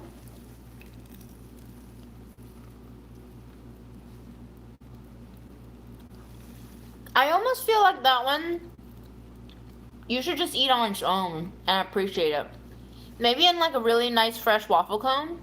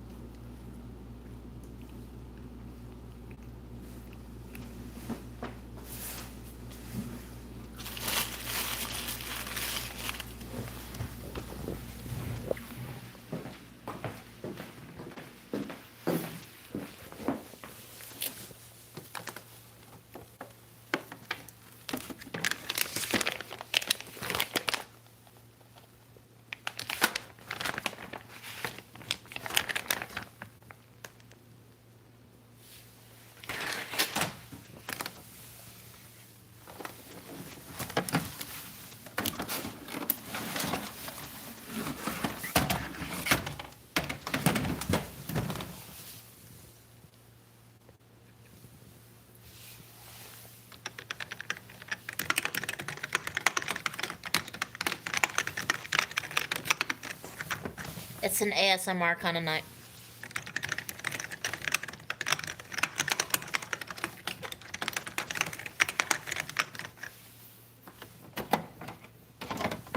There's a key in there.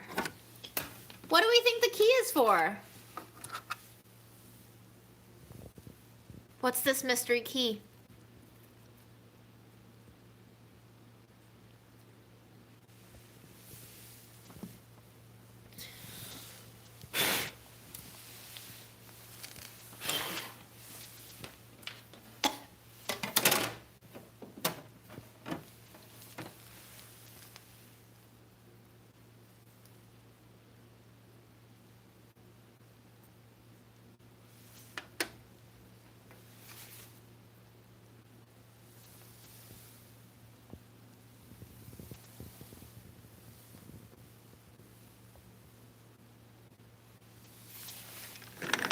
I love the keys.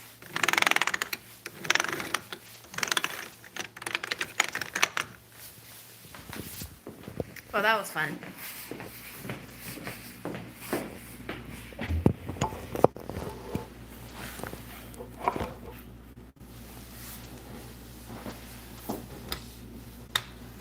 God, I want more food. Oh, guys, we're gonna eat something else. I just remembered.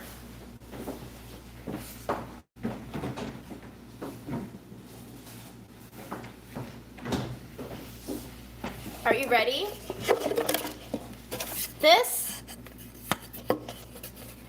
These are cookies that I got from Spain from convents. I don't remember when that trip was, but it's gotta be 4 years now. Mom ate some of it, but she still left 2. And I have to say, she left a really good one. This is a almond-based amaretti type cookie. And this one is a Yemas, which was the most famous traditional cookie. And I spent like 18 euros on a half kilo of these, and they are the worst fucking thing I ate on that trip. No lie, even when they were fresh, they were not good. They were just so sugary. You can see it. It's just coated in sugar. It's like egg yolks coated in sugar. Oh God.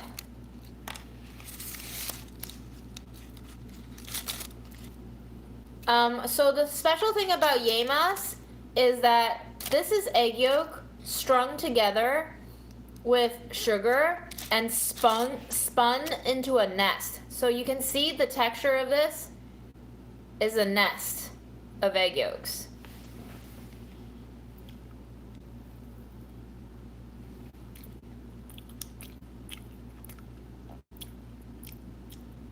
I still hate it.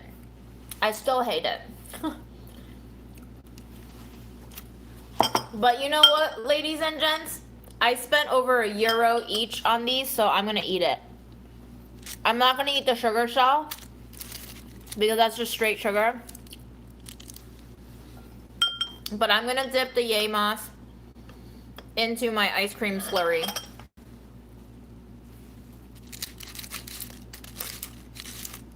Properly aged now. It's basically preserved in a sugar shell, guys. It's fine. Don't worry about me.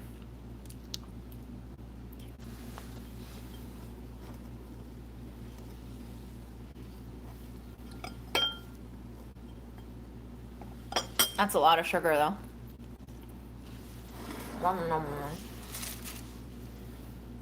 Can you imagine eating the sugar shell, too? Like, when I opened this shit up, I was like, oh, hell no. I did not chase down those cookies and pay 18 euros for this shit. It's written in some traditional literature as the most heavenly food item.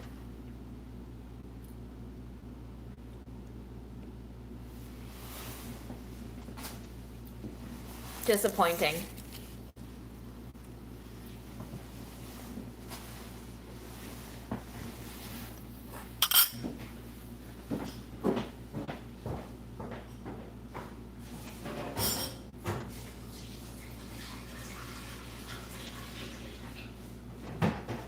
Someone keeps telling me to drink water. Okay, guys, I'll drink water.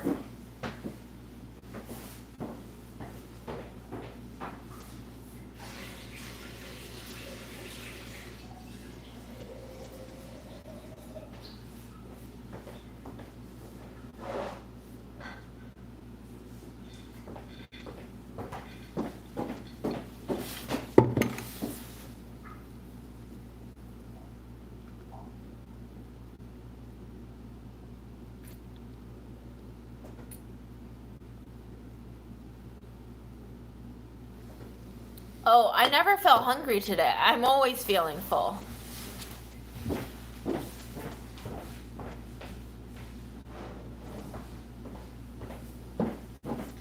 The first week when Mom died, I was always hungry because I just didn't eat. But,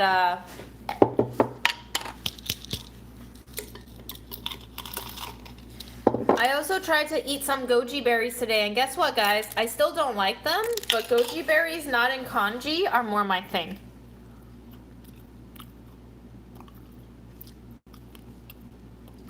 They taste way better.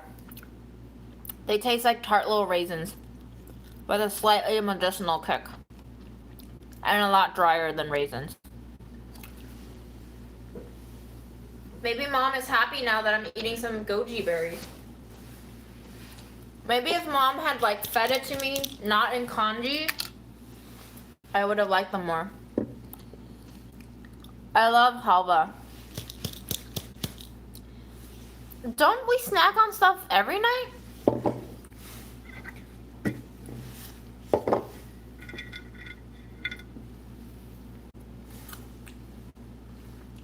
But yeah, they still taste really medicinal. I know, like,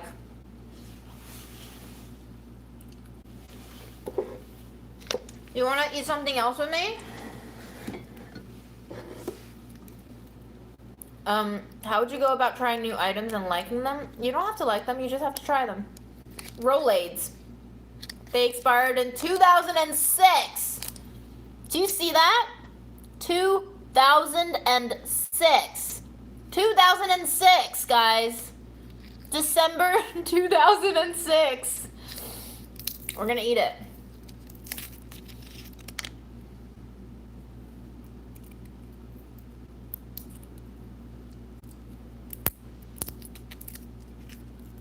I don't know what flavor they are, though.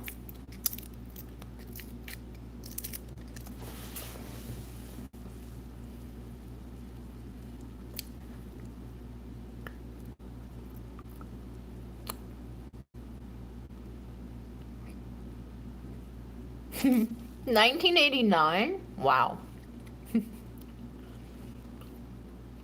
Mm-hmm.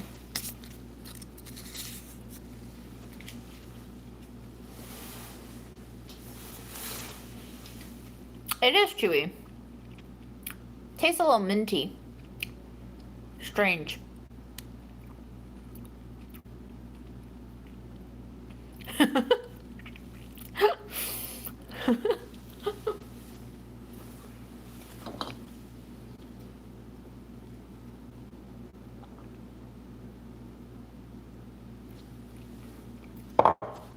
Tastes really good with goji berries, I bet.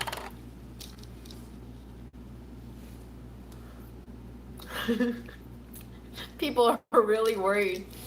I would still eat expired shit if I had $1 million, y'all.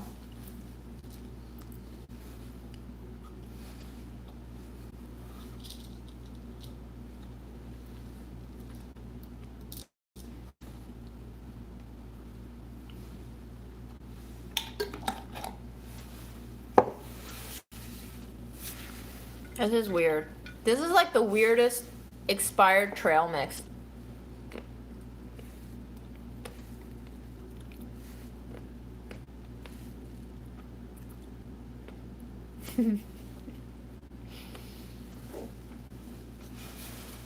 Correct. There's no other way than to just try foods. And don't make yourself try to like them. Just try them. And if you're a picky eater, then you're a fucking picky eater.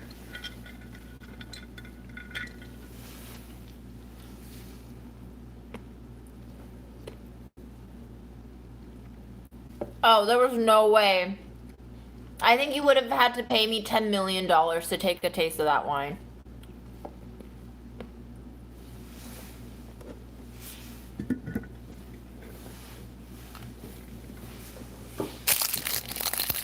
I think we'll save this cookie for another night. But we do have Godiva chocolates to eat.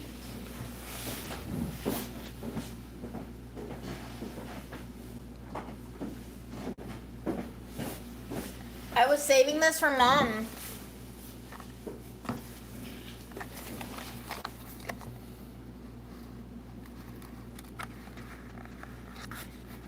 I got this on Qatar Airways. They gave this to us on the flight to Egypt. They are not expired, guys. Jesus. They expire March 14, 2022, okay? So fresh. We got a milk chocolate and a dark chocolate. You pick. Which one are we eating?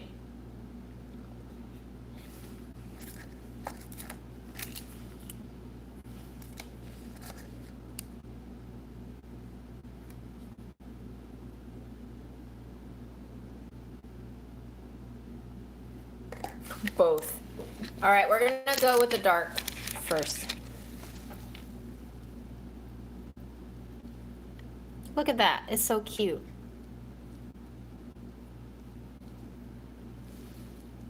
I think it melted a little.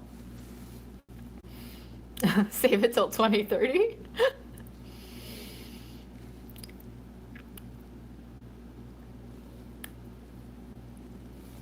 Mmm. Soft center.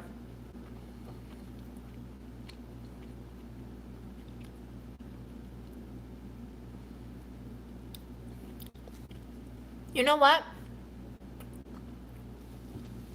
It's not that good.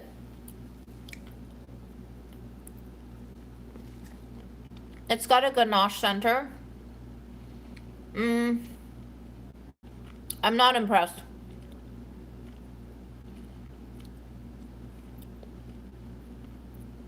It's like, I've had really good dark chocolate where you can taste floral notes, but I guess, can somebody do a quick Google for me? Who owns Godiva? Does a huge conglomerate own Godiva? This is probably like slavery-based chocolate trade chocolate.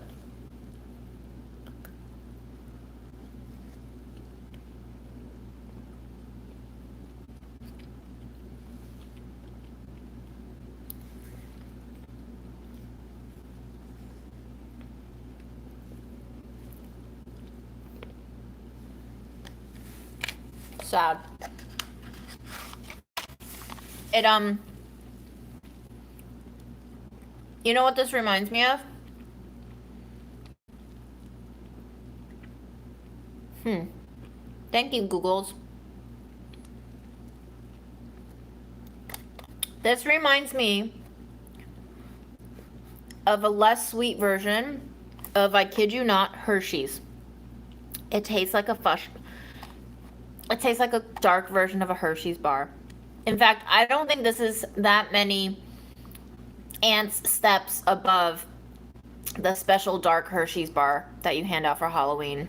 That was truly a disappointing chocolate. Wow. Sad. I would prefer Dove chocolate, which Mom loves. Mom loves Dove chocolate. I honestly think grocery store bought Dove chocolate tastes better than that shit.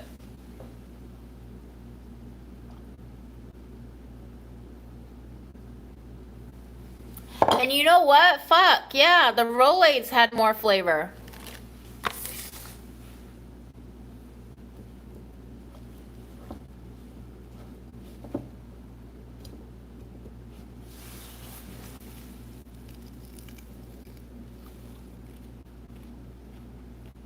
Ooh, guys, guess what? Guittard is actually slave-free. They're on that slave-free chocolate website. So, if you like Guittard, support them. Green and Black is also slave-free. And Alter Ego is also slave free.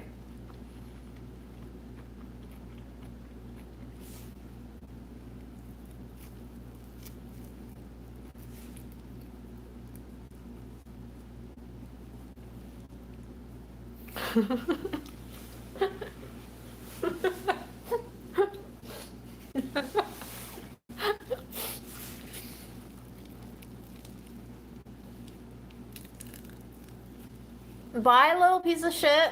Love your username.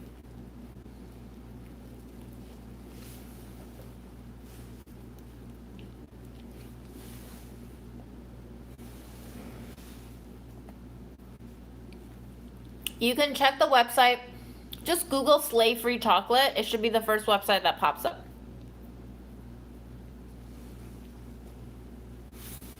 Unfortunately, Cadbury is not slave-free. In case you didn't know.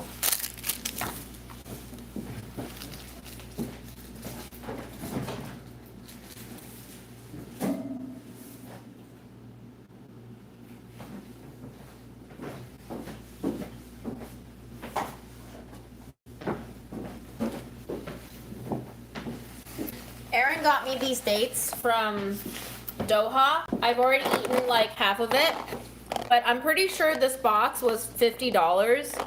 This box was 400 grams. It might not have been 50, but I think these dates might have been 50 a pound, so pretty close. Apparently, this kind of date was Prophet Muhammad's favorite kind, so they are famous. And I kept asking Aaron, how much were the cookies? How much were the dates? How much were all these snacks that you got from Doha? And he was like, I didn't pay attention. I just wanted to treat you. So thank you to Aaron for buying me all these expensive snacks. But this is delicious. It's so taffy-like. It's so dense and caramel. It's got this like sweet fresh molasses flavor. And it's basically like the chewiest candy.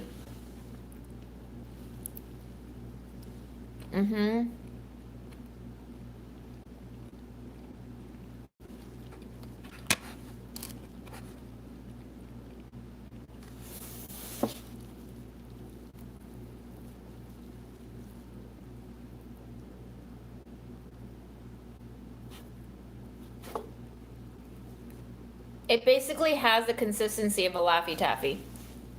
Like a soft Laffy Taffy.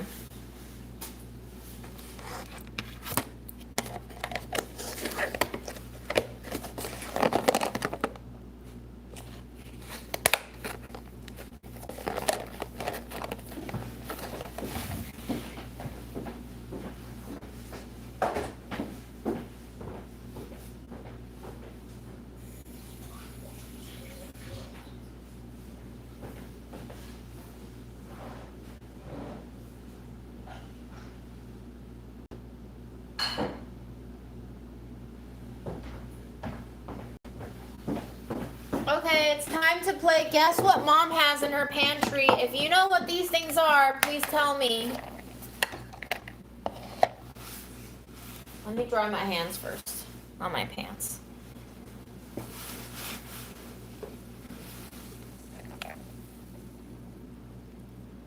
Do you know what this is?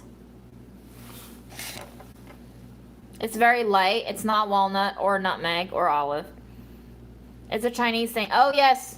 Longan. I think it is. It is longan. You're right. How do I use this? Do I eat the whole thing?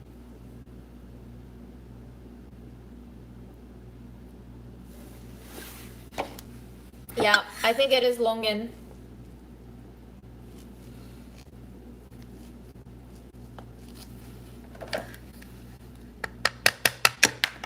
Whoops.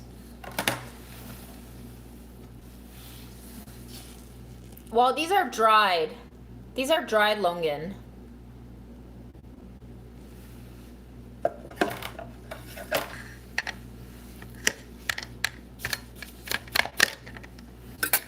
This is a bad idea. Let me not do that anymore. Wow, you guys are so smart. Use the side of the knife indeed. So the shells crack, and then you are left with this fruit. I wonder, can you eat this then? And do you use the shells to flavor?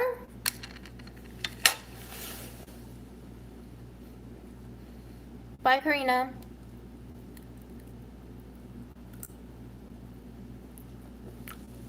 Mmm. Ooh. Ooh.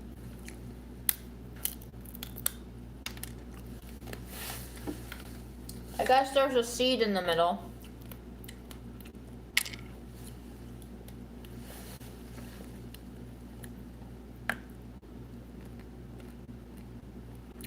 It's not really sour.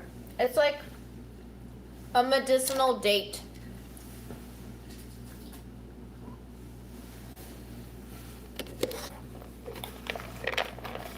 I have a feeling you could use this whole thing in cooking. Anyone? Anyone? Can you use this whole thing in cooking? Palate cleanser.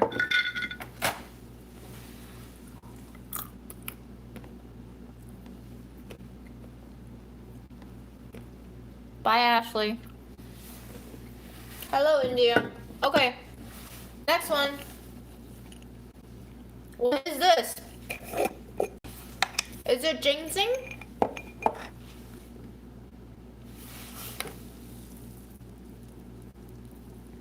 It smells like dust.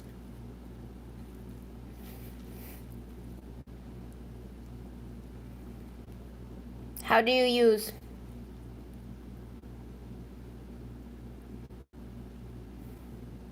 How to use?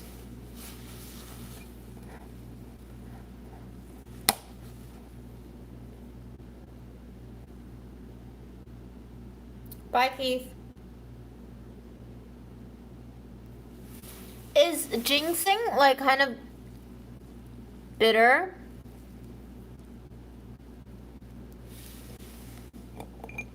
Ugh. Mom, why do you have these things? I hate bitter things.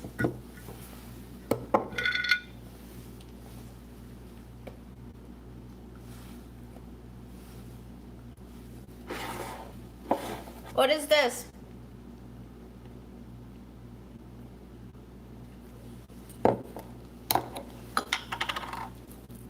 It's so soft. It's soft. Ooh.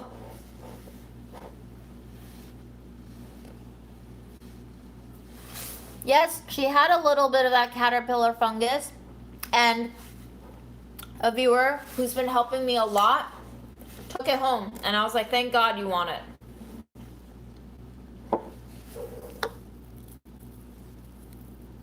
It's so soft. It's like basically falling apart.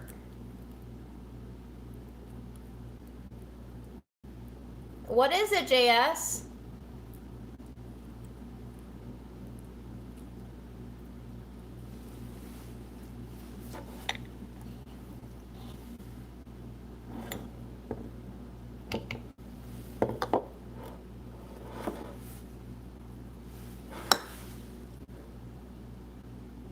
Yeah, it smells a little mushroomy.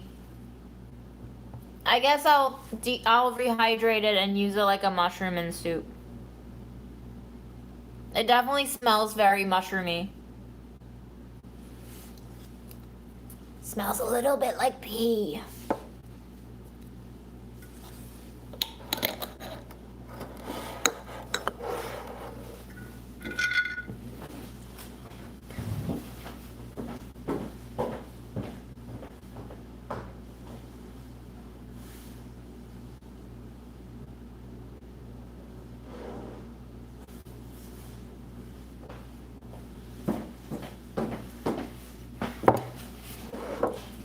So this, I think I'm gonna throw out because I have no idea what the fuck it is.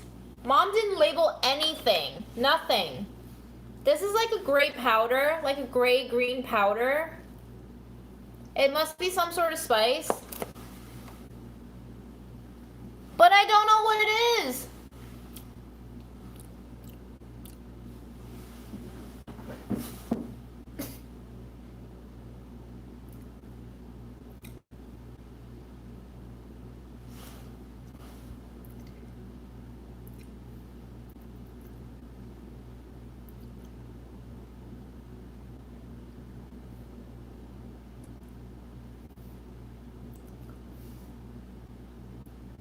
What the fuck is this?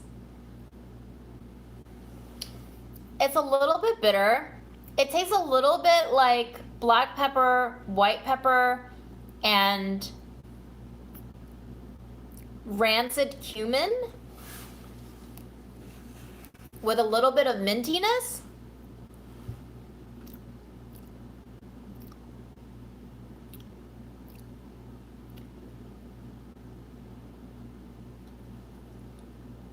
Yeah, it's minty. The fuck is this?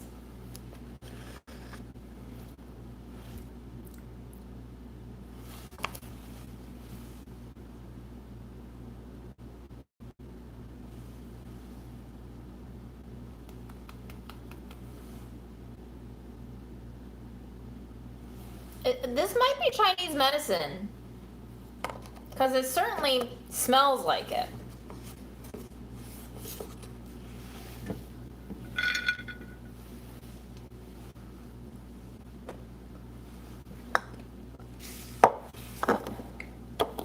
Next guess.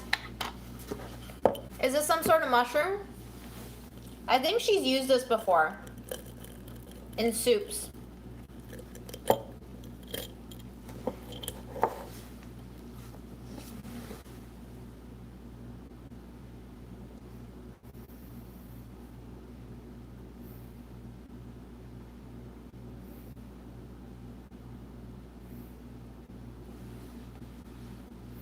Did anyone grow up eating those squid jerkies?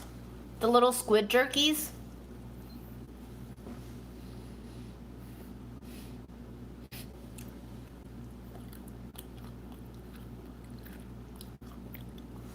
It smells a little like squid jerky, but it doesn't taste like it.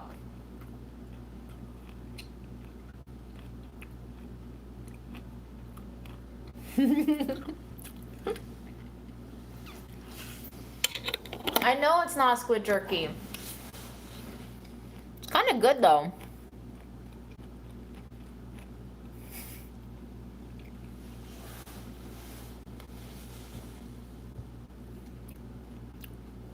This isn't squid jerky. I don't know what it is.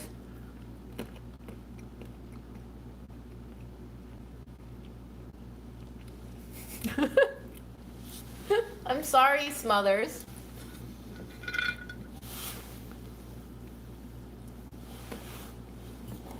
Somebody said it's lily roots. Okay. Alright. Last thing of the night.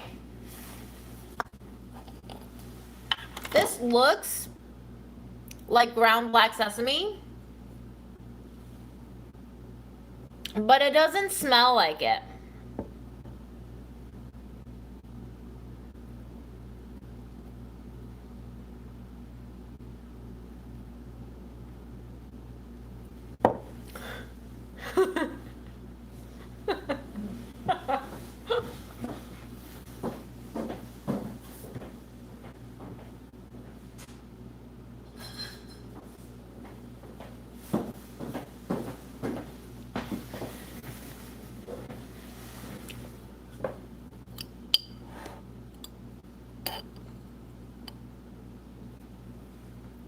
Okay, I don't think this is black sesame because black sesame is usually ground a lot coarse, finer than this coarse one.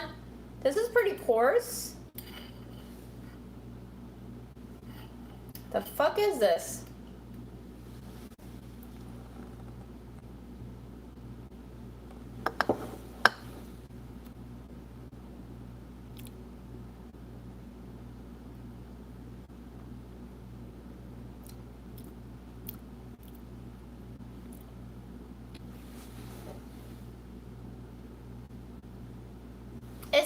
smells like the outside of a vegetable oil container that has started to turn grimy. That's the best way I can describe that. It doesn't smell good. It honestly could be dead black ants. My mom once had facial paralysis and she was prescribed ant powder. And it fucking cured her. Chinese medicine is weird shit, dude. But I don't know what this is.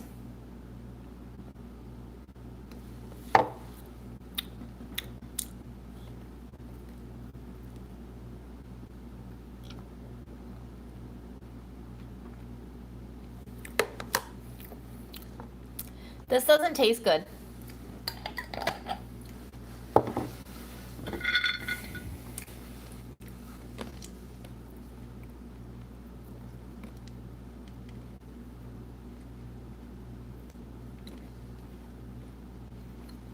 Yes, Rudy. Aaron also got high on nutmeg in college and he said it was the worst trip of his life.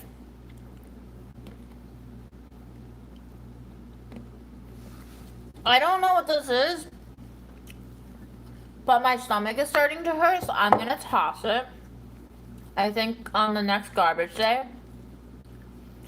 This is definitely gonna get tossed. And you know why? It's because this jar that mom stored it in is a Best Buy date of September 22, 2011. This jar is fucking 10 years old. If this jar is 10 years old, I mean, the stuff that's in it necessarily isn't 10 years old, but, I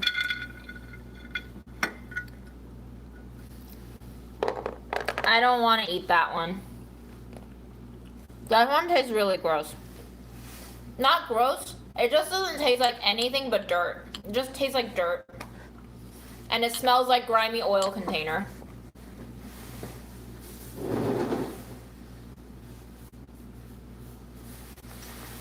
Listen, I didn't double dip. For anyone who's curious and can come to me, you too can take this away. But not for me.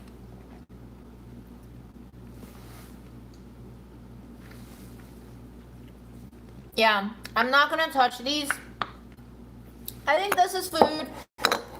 This, I'm probably not gonna. If anybody wants ginseng, let me know. If you're in New York and you want ginseng, let me know. I'm not gonna eat that. I might eat this because mom used to put in soups. This I'm definitely gonna toss.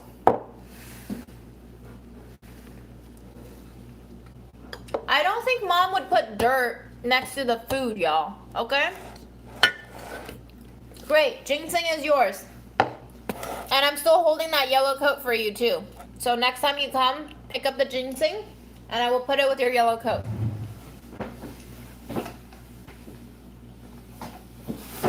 Blah! I'm starting to trip. Not hallucinating, just tripping over things.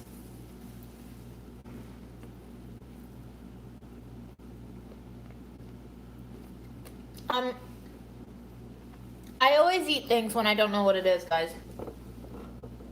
How else do you find out?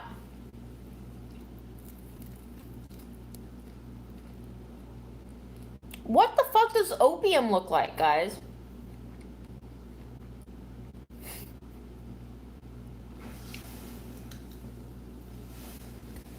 I still have lots of things to get rid of, yeah.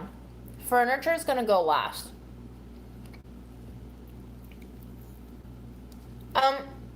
I don't want to keep the ginseng even though it's pricey because I hate it. I never liked eating it. And also, I think if I cared about money, I would not have given away literally just thousands of dollars worth of stuff for free. I've been giving away all of mom's clothes, the tagged new ones. I've been giving away random stuff. I've been spending my own money sending CDs out to people.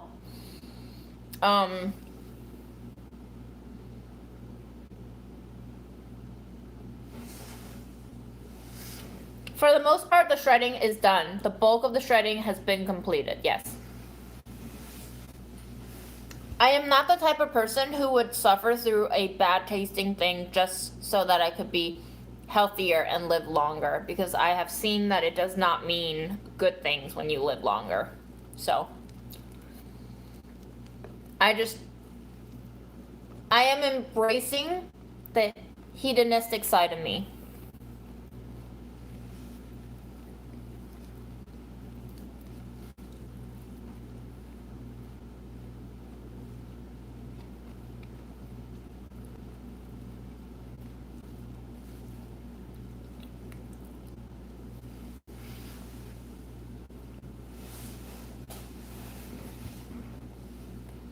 Housing works?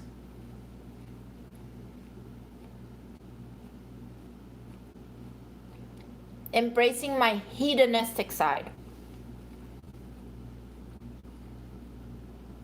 You don't have to support me. I make dumb decisions sometimes. That's why you watch these lives, so that you don't have to do the dumb stuff, but you can still see people do dumb stuff. It's the best of both worlds. You get to not only witness the shit show, but you also get to judge me for giving you the shit show. That's why you love me, right? I have been eating meat. My mom bought so much meat, so I've been eating meat. Oh!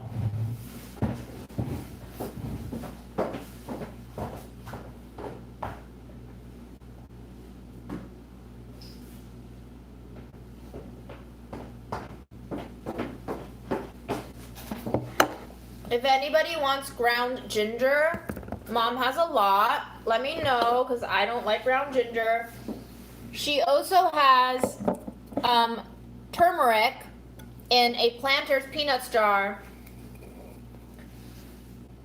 And it smells really fresh. And I was wondering why Mom had so much turmeric. And it's because I remember asking her this before COVID started, when I visited. I was like, why do you have so much turmeric? And she was like, I thought it was curry powder, but it's not. And I was like, yeah, Mom, it just looks like curry powder because curry powder has so much turmeric in it. So if you want turmeric, let me know. You don't have to take the whole thing. I could just give you a little bit.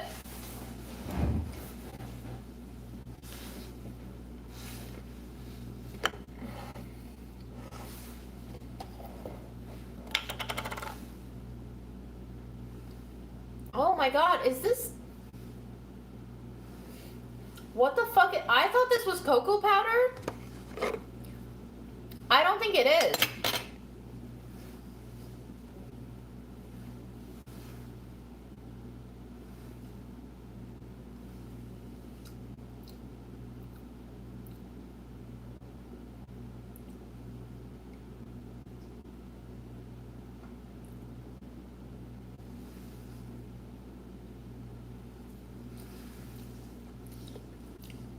It kind of smells a little bit like cinnamon.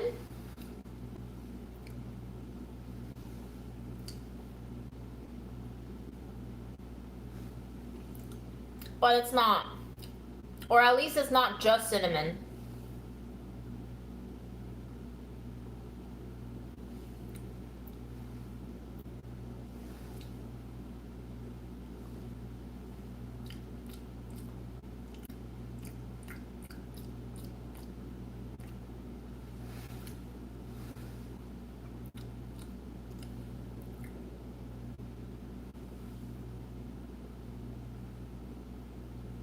Is it like really expired Five Spice? I can't tell.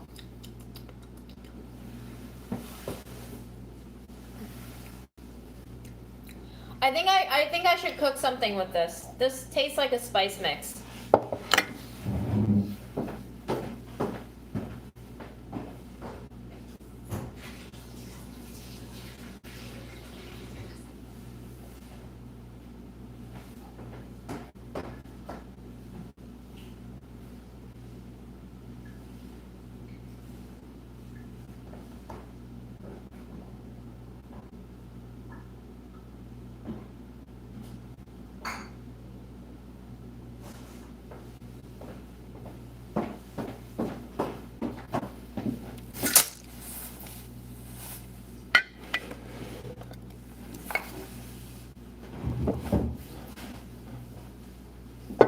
Running out of space.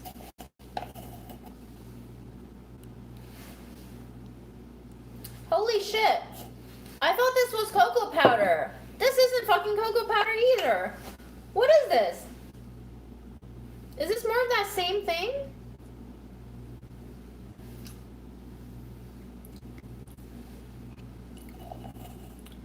What are these things?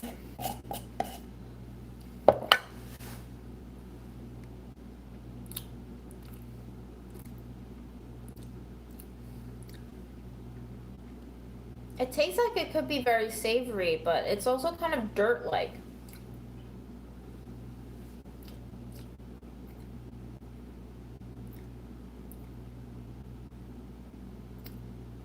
Can somebody donate vegetables to me?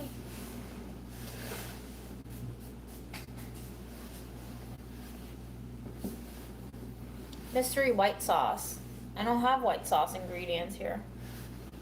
My mom also has a huge jar of red rice yeast, which is funny because I don't know if you recall, I used it in my Christmas budget eats.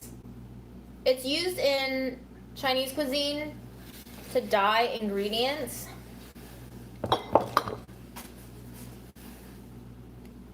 And apparently you can lower blood pressure with it too. Or cholesterol, or one of those, but it's not FDA regulated and it's always imported from China. But I have a lot of this at home that I'm not getting through. But if you want to make any home shell red roast stuff, apparently the traditional way is to use this. So let me know if you want some red rice yeast. Yeast. I'm trying, guys, okay? I can't do it. Let me know because I don't need it. I have too much of everything. Yeast. You typing out the letters does not help me. Bye, Doc. Last question for the night.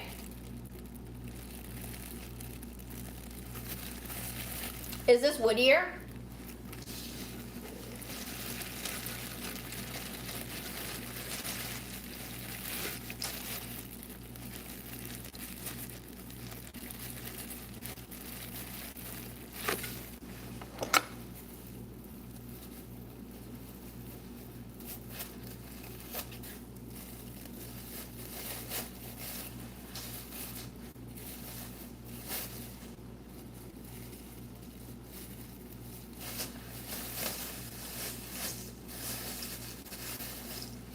Let this be a lesson to you all to fucking label your shit.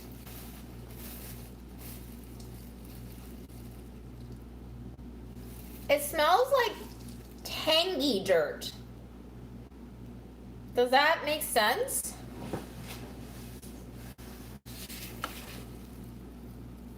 It's definitely not cardamom pods. It looks like tiny, tiny woodier. I don't think it's... You think it's orange peel? It's really dark. It's like black on the inside, and where it's curled, it's a little frosted looking.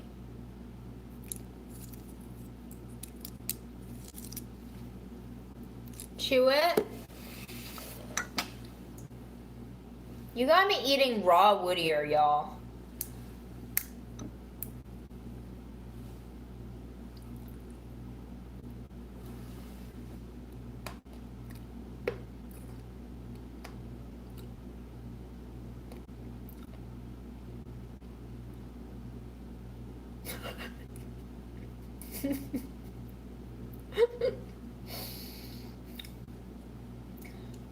I don't think this is...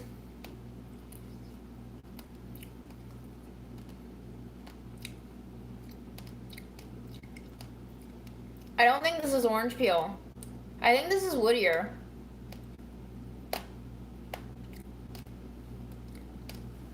I've never had dried woodier straight before. It's an experience.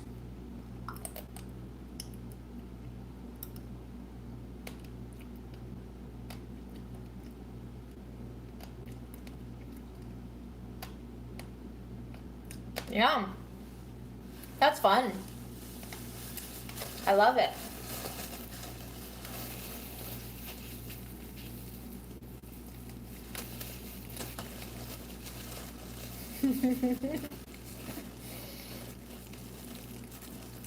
I love Whittier. This is great. All right. And I think this is fennel seed.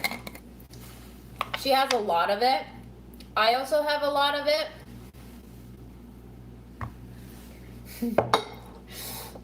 Jenny is freaking out.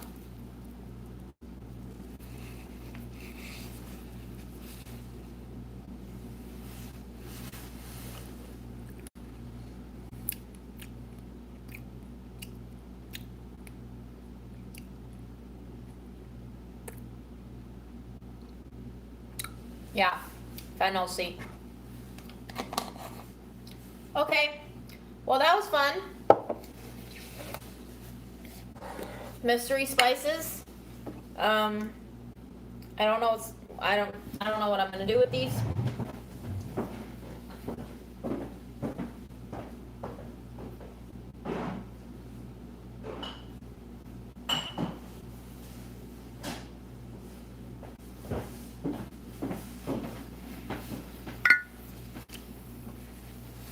It's obviously fun for you, otherwise you wouldn't have stuck around, would you? Don't even pretend.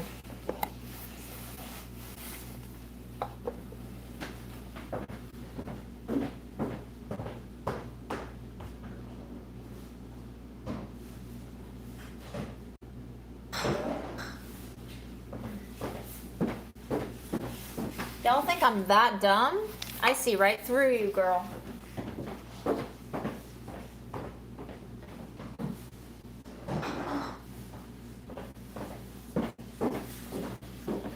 As if I exist to do anything else other than entertain you. This is trash. This is definitely trash. Sorry, Mom, I don't know what that was. Please don't yell at me.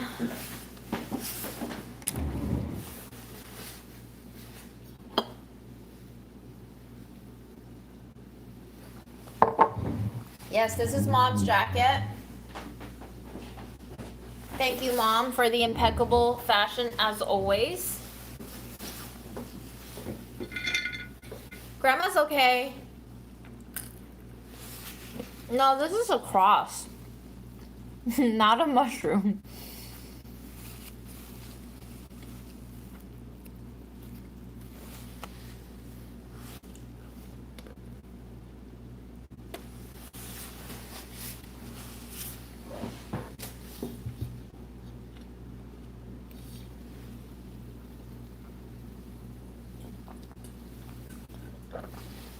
You do entertain me.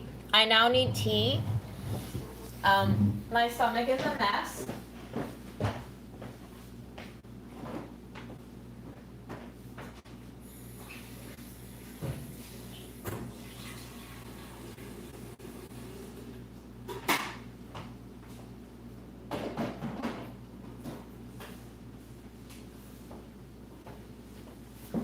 We are gonna be brewing the last 2 bags of yogi tea that I actually found at Mom's office. I managed to give away the really expired box of yogi tea to someone who picked up stuff from me. Because it tastes fine, but it is expired. You definitely missed the knife sharpening part. The knives are not perfectly sharp, but they are sharp enough.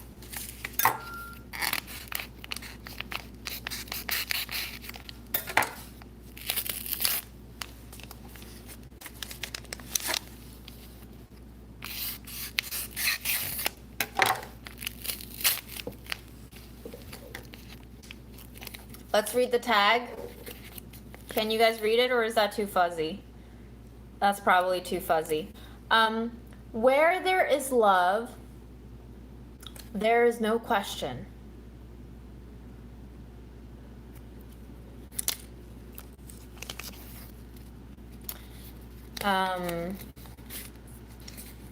Please give me a better quote for the last bag of tea.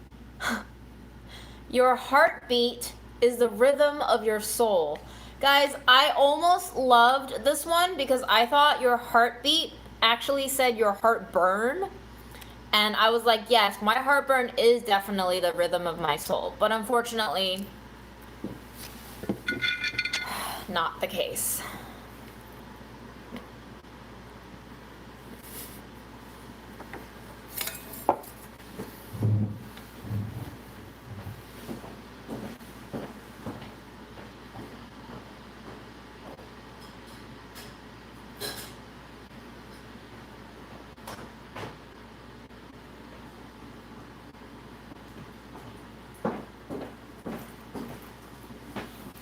Aaron also got me some hibiscus tea. Made in Egypt. I'm excited to try this soon, one day. Not today, though. I'm too busy eating peanuts.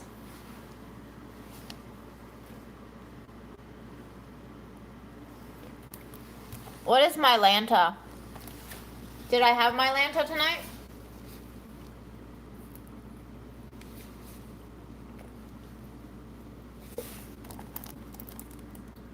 It says 15% free. Special offer.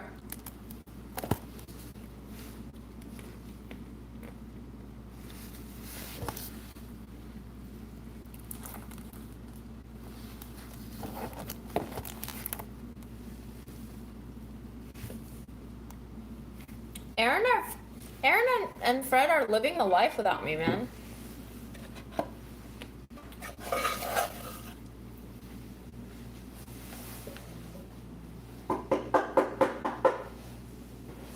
What do I do with this box now?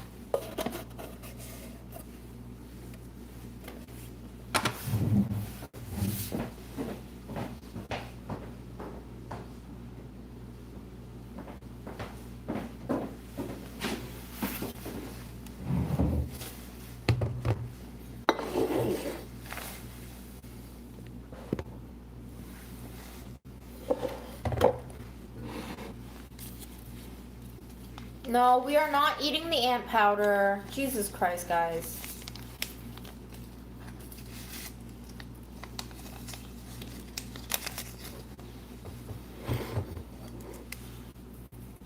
So I like to wet the tea bag first. Kind of like how you do like a pour over coffee. And just let them soak for about 10 seconds. And then I slowly like to aim the stream of hot water directly on the tea bags.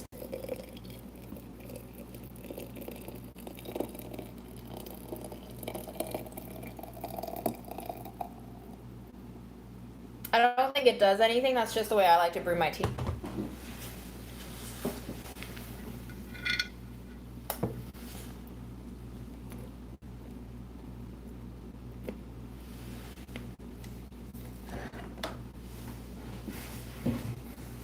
I'm so proud of myself. I set the live today for 10 p.m. because I told myself you have to be showered by 10. I've been falling into this terrible habit of staying at my mom's and then getting really sad and depressed, and then it gets dark and late and I don't want to go to shower in the basement. And so I don't do it until like 3 a.m. and then I don't go to sleep until 5. And that's very bad because I wake up at 8 or 9 to do shit. So I forced myself to schedule this live for 10. And I said, you have to be showered before this live starts. And I did it. Hooray me. So I shower in the basement because my mom used to shower in the basement. And I was trying to understand why she showered in the basement. And I always thought it was because grandma showered upstairs and there's like a whole kind of shower chair situation going on in that bathtub, and so maybe mom didn't want to disturb that setup. But since the kitchen ceiling caved in a little bit, my cousin made the connection that it's because there's basically like a leak stemming from the bathtub that drains into the floor, and the bathtub is right above that caved in part in the kitchen ceiling. So that's why I don't shower upstairs.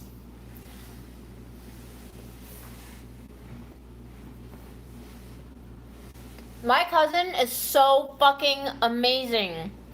He found, out of like 40 keys, the key that opens a garage door.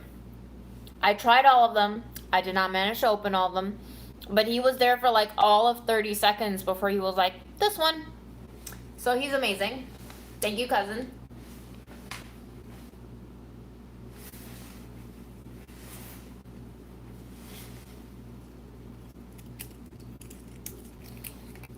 Magical.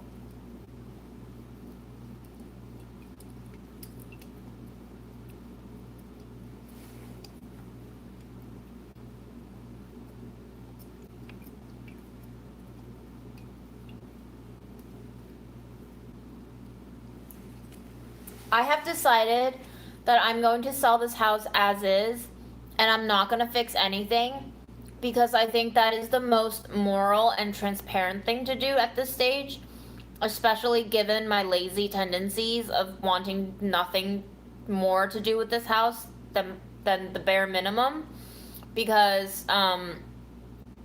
this way the potential buyers will come in and they will see for themselves exactly what the problem areas are. I'm not going to do anything to fix them up, because that will be, in a way, hiding the issues. They can see, you know, which part of the kitchen ceiling is caving in. They can see what's wrong with the different fixtures and faucets. They can see where the paint is peeling. They can see where the window isn't quite aligned so that there's cold air getting in, and maybe insulation is a problem, and maybe they have to change up the whole window situation. So that's what I decided to do.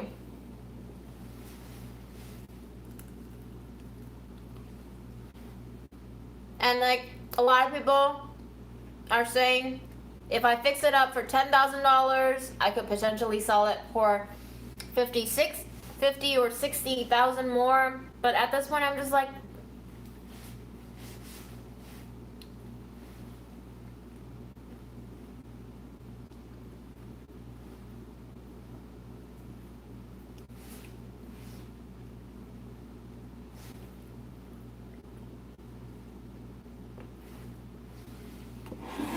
however much water you want in your tea, ma'am. Do you. Experiment with amounts. Figure out what you like. Don't listen to other people who tell you 8 ounces per tea bag. Shit doesn't make sense sometimes. You know how when you make instant coffee and they're like 1 teaspoon of coffee per 8 ounces of water? That should always taste watered down. I always use like a tablespoon per 10 ounces of water. Any less than a tablespoon of instant coffee tastes like shit.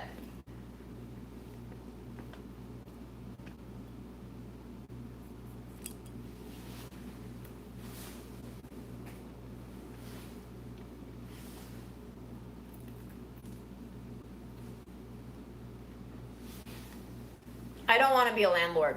You're correct.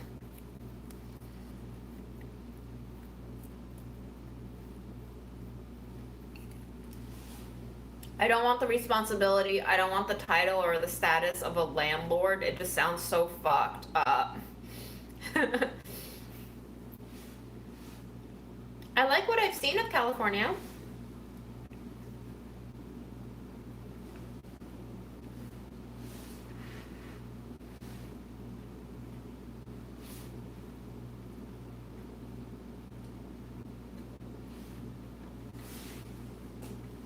At my current Woodside apartment, I have a pretty decent landlord. I don't mind him, but there are definitely loads of really shitty landlords who don't give a fuck about their tenants.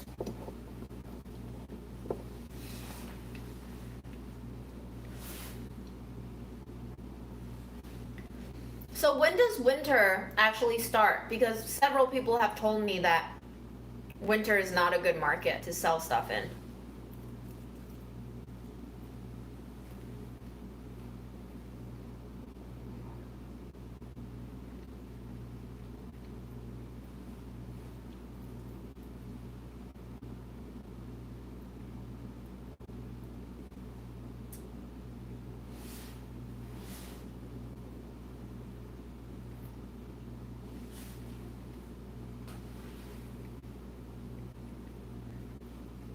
I don't want to hold off until spring.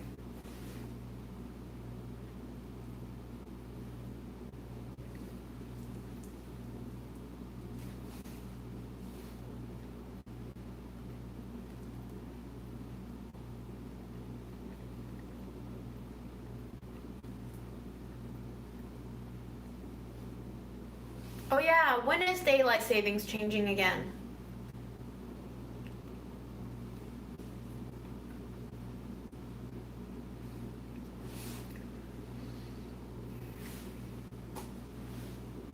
Oh, I didn't know that. Thank you for letting me know.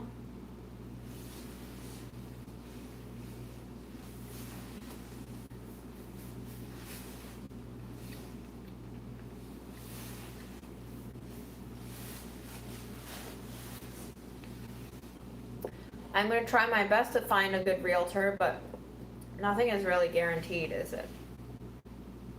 I am pretty wasted. I've been pretty wasted. Has anyone had experience selling a house? Do you have any advice to give to those of us who are in the unlucky position of trying to offload a house?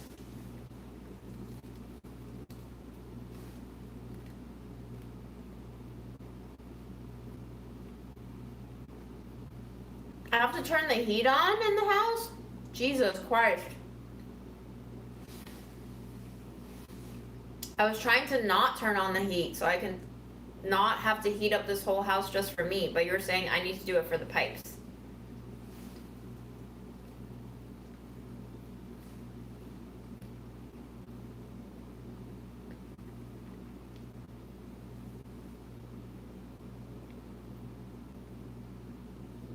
How low of a temperature do you guys leave your heat on?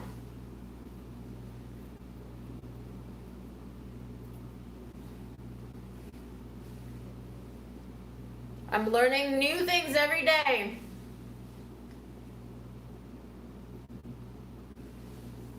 $89?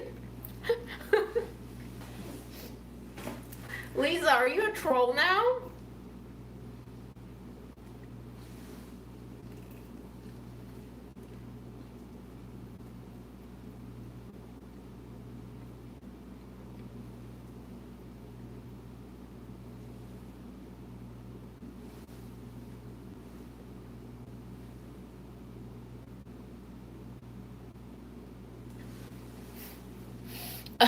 $89 is really hot. Mom, when I came in, I haven't touched the thermostat. When I came into the house, Mom had the thermostat set to 59. I hate to think that that's what she sets it for the winter, but to be fair to her, she died on October 3rd when it wasn't really cold yet, but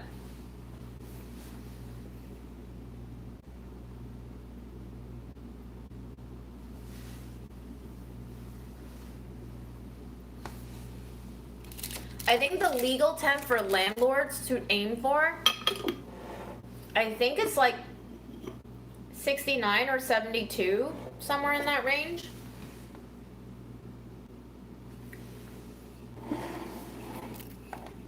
Landlords like it cold because they don't have to pay shit.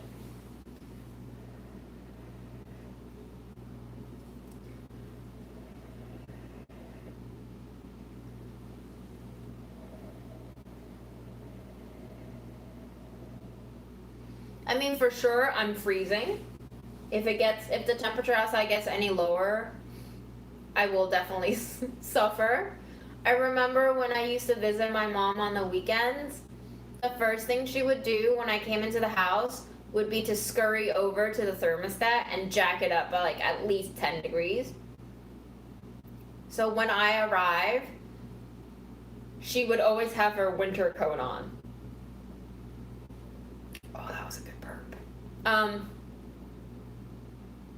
And it was only when I came that she would turn up the heat. Mom.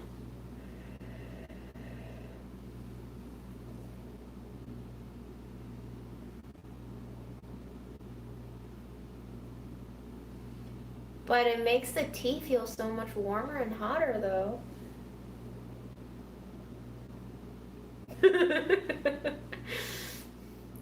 You must really love your guests, JS.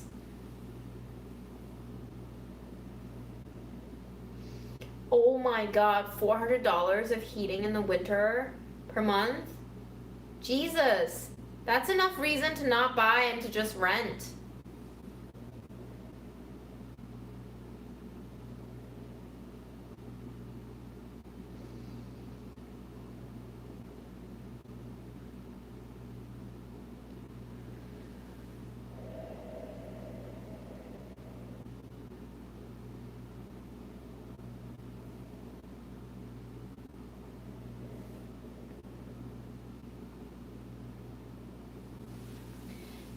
Me T, you keep asking if mom tries to talk to me. I don't think so.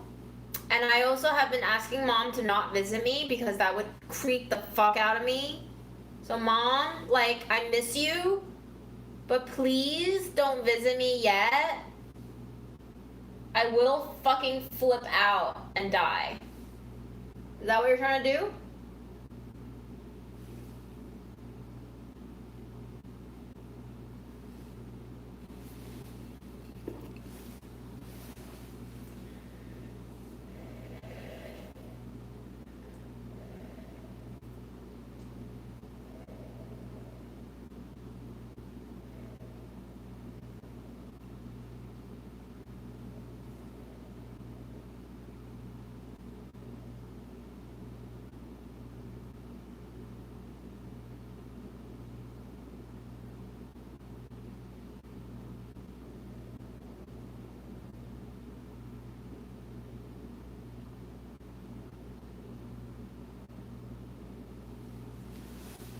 Oh yes, yes, her iPod Touch.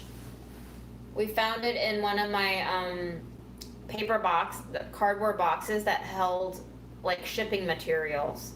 And apparently there have been enough attempts on the passcode that we were locked out.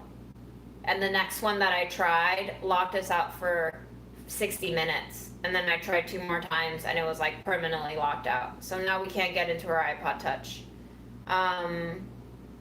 It was really strange because I don't know why it would have been locked out had it just been sitting in a cardboard box for days.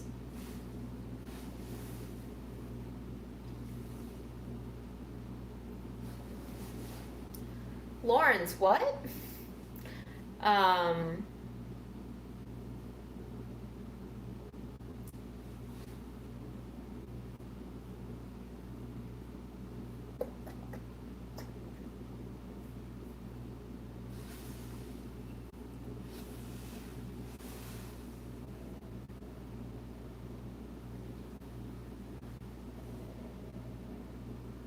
I don't think Apple Store is gonna help with shit. From some of my friends who have gone recently, it sounds like one, they make their security so tight for a reason, and 2, they just don't sound very helpful at all, especially when it's a freaking old device like an iPod Touch. It's from like a decade ago. So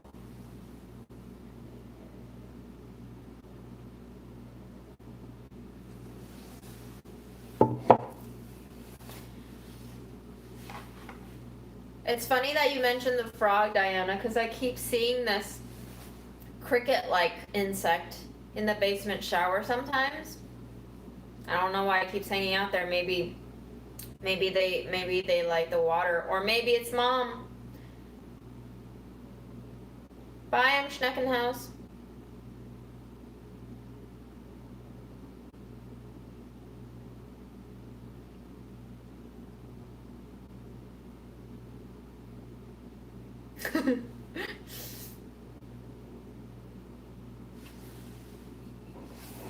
The last time I texted mom while she was alive was like 7 hours before I got news that she died.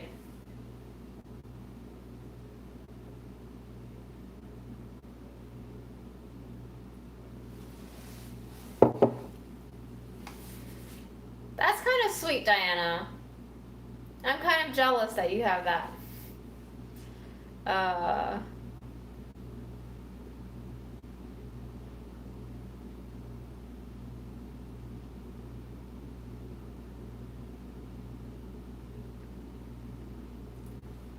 Well, I think I did pretty much everything that I wanted to do. Oh, except these. I found a collection of like earbuds. I'm pretty sure they're all from my college days, and I'm pretty sure they all have one earbud blown out. So I'm gonna go ahead and try to see if any of them still work. And then if not, we're gonna trash them. This will be my paper shredding activity of the night.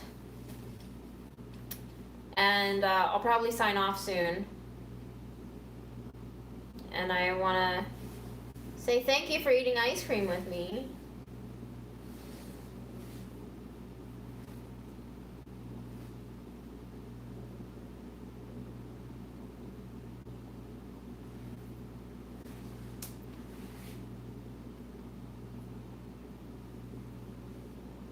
Wow, the sound quality is shit.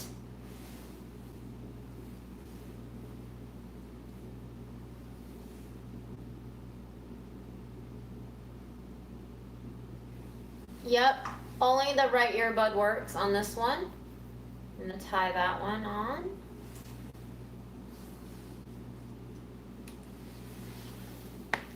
One down, 80,000 more to go.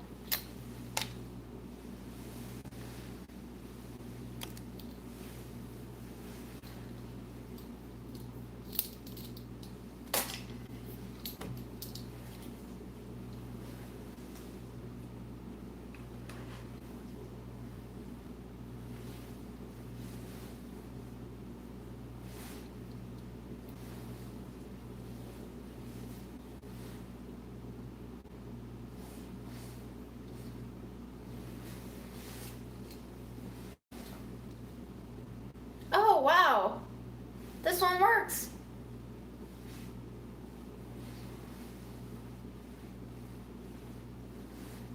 Sound quality isn't shit either. Alright. That's cool.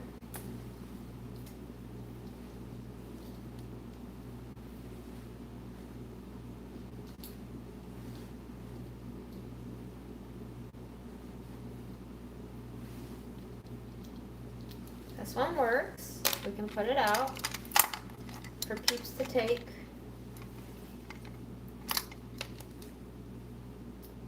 Oh. What kind of jack is that? That's not a USB-C either. I don't know what the fuck this is. Does anybody recognize this kind of jack?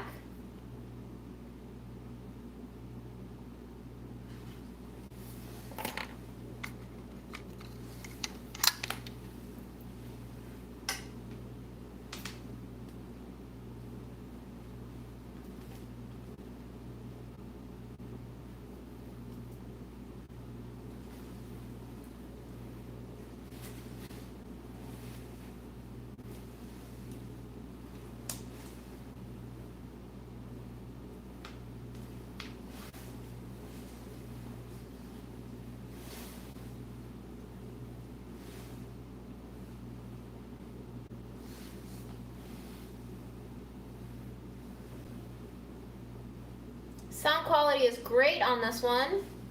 It's Sony, but unfortunately, only the right side works. So let me just trash these now. I don't even know why I'm keeping them.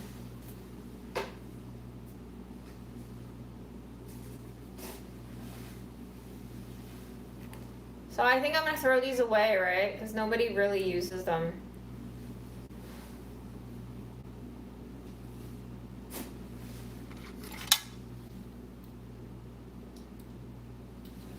It's not black sesame. I would have loved the taste more if it were. I was hoping it would be black sesame because I was all ready to make like a honey black sesame bread with that, but it ain't. I'm very bummed.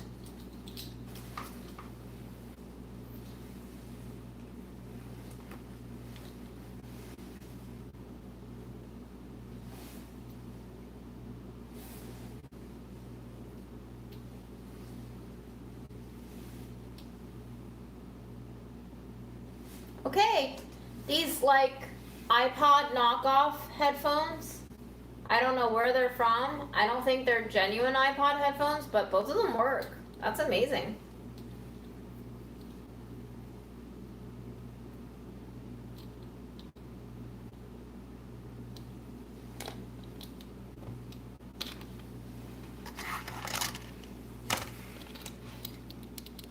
All right, 2 pairs of headphones that work.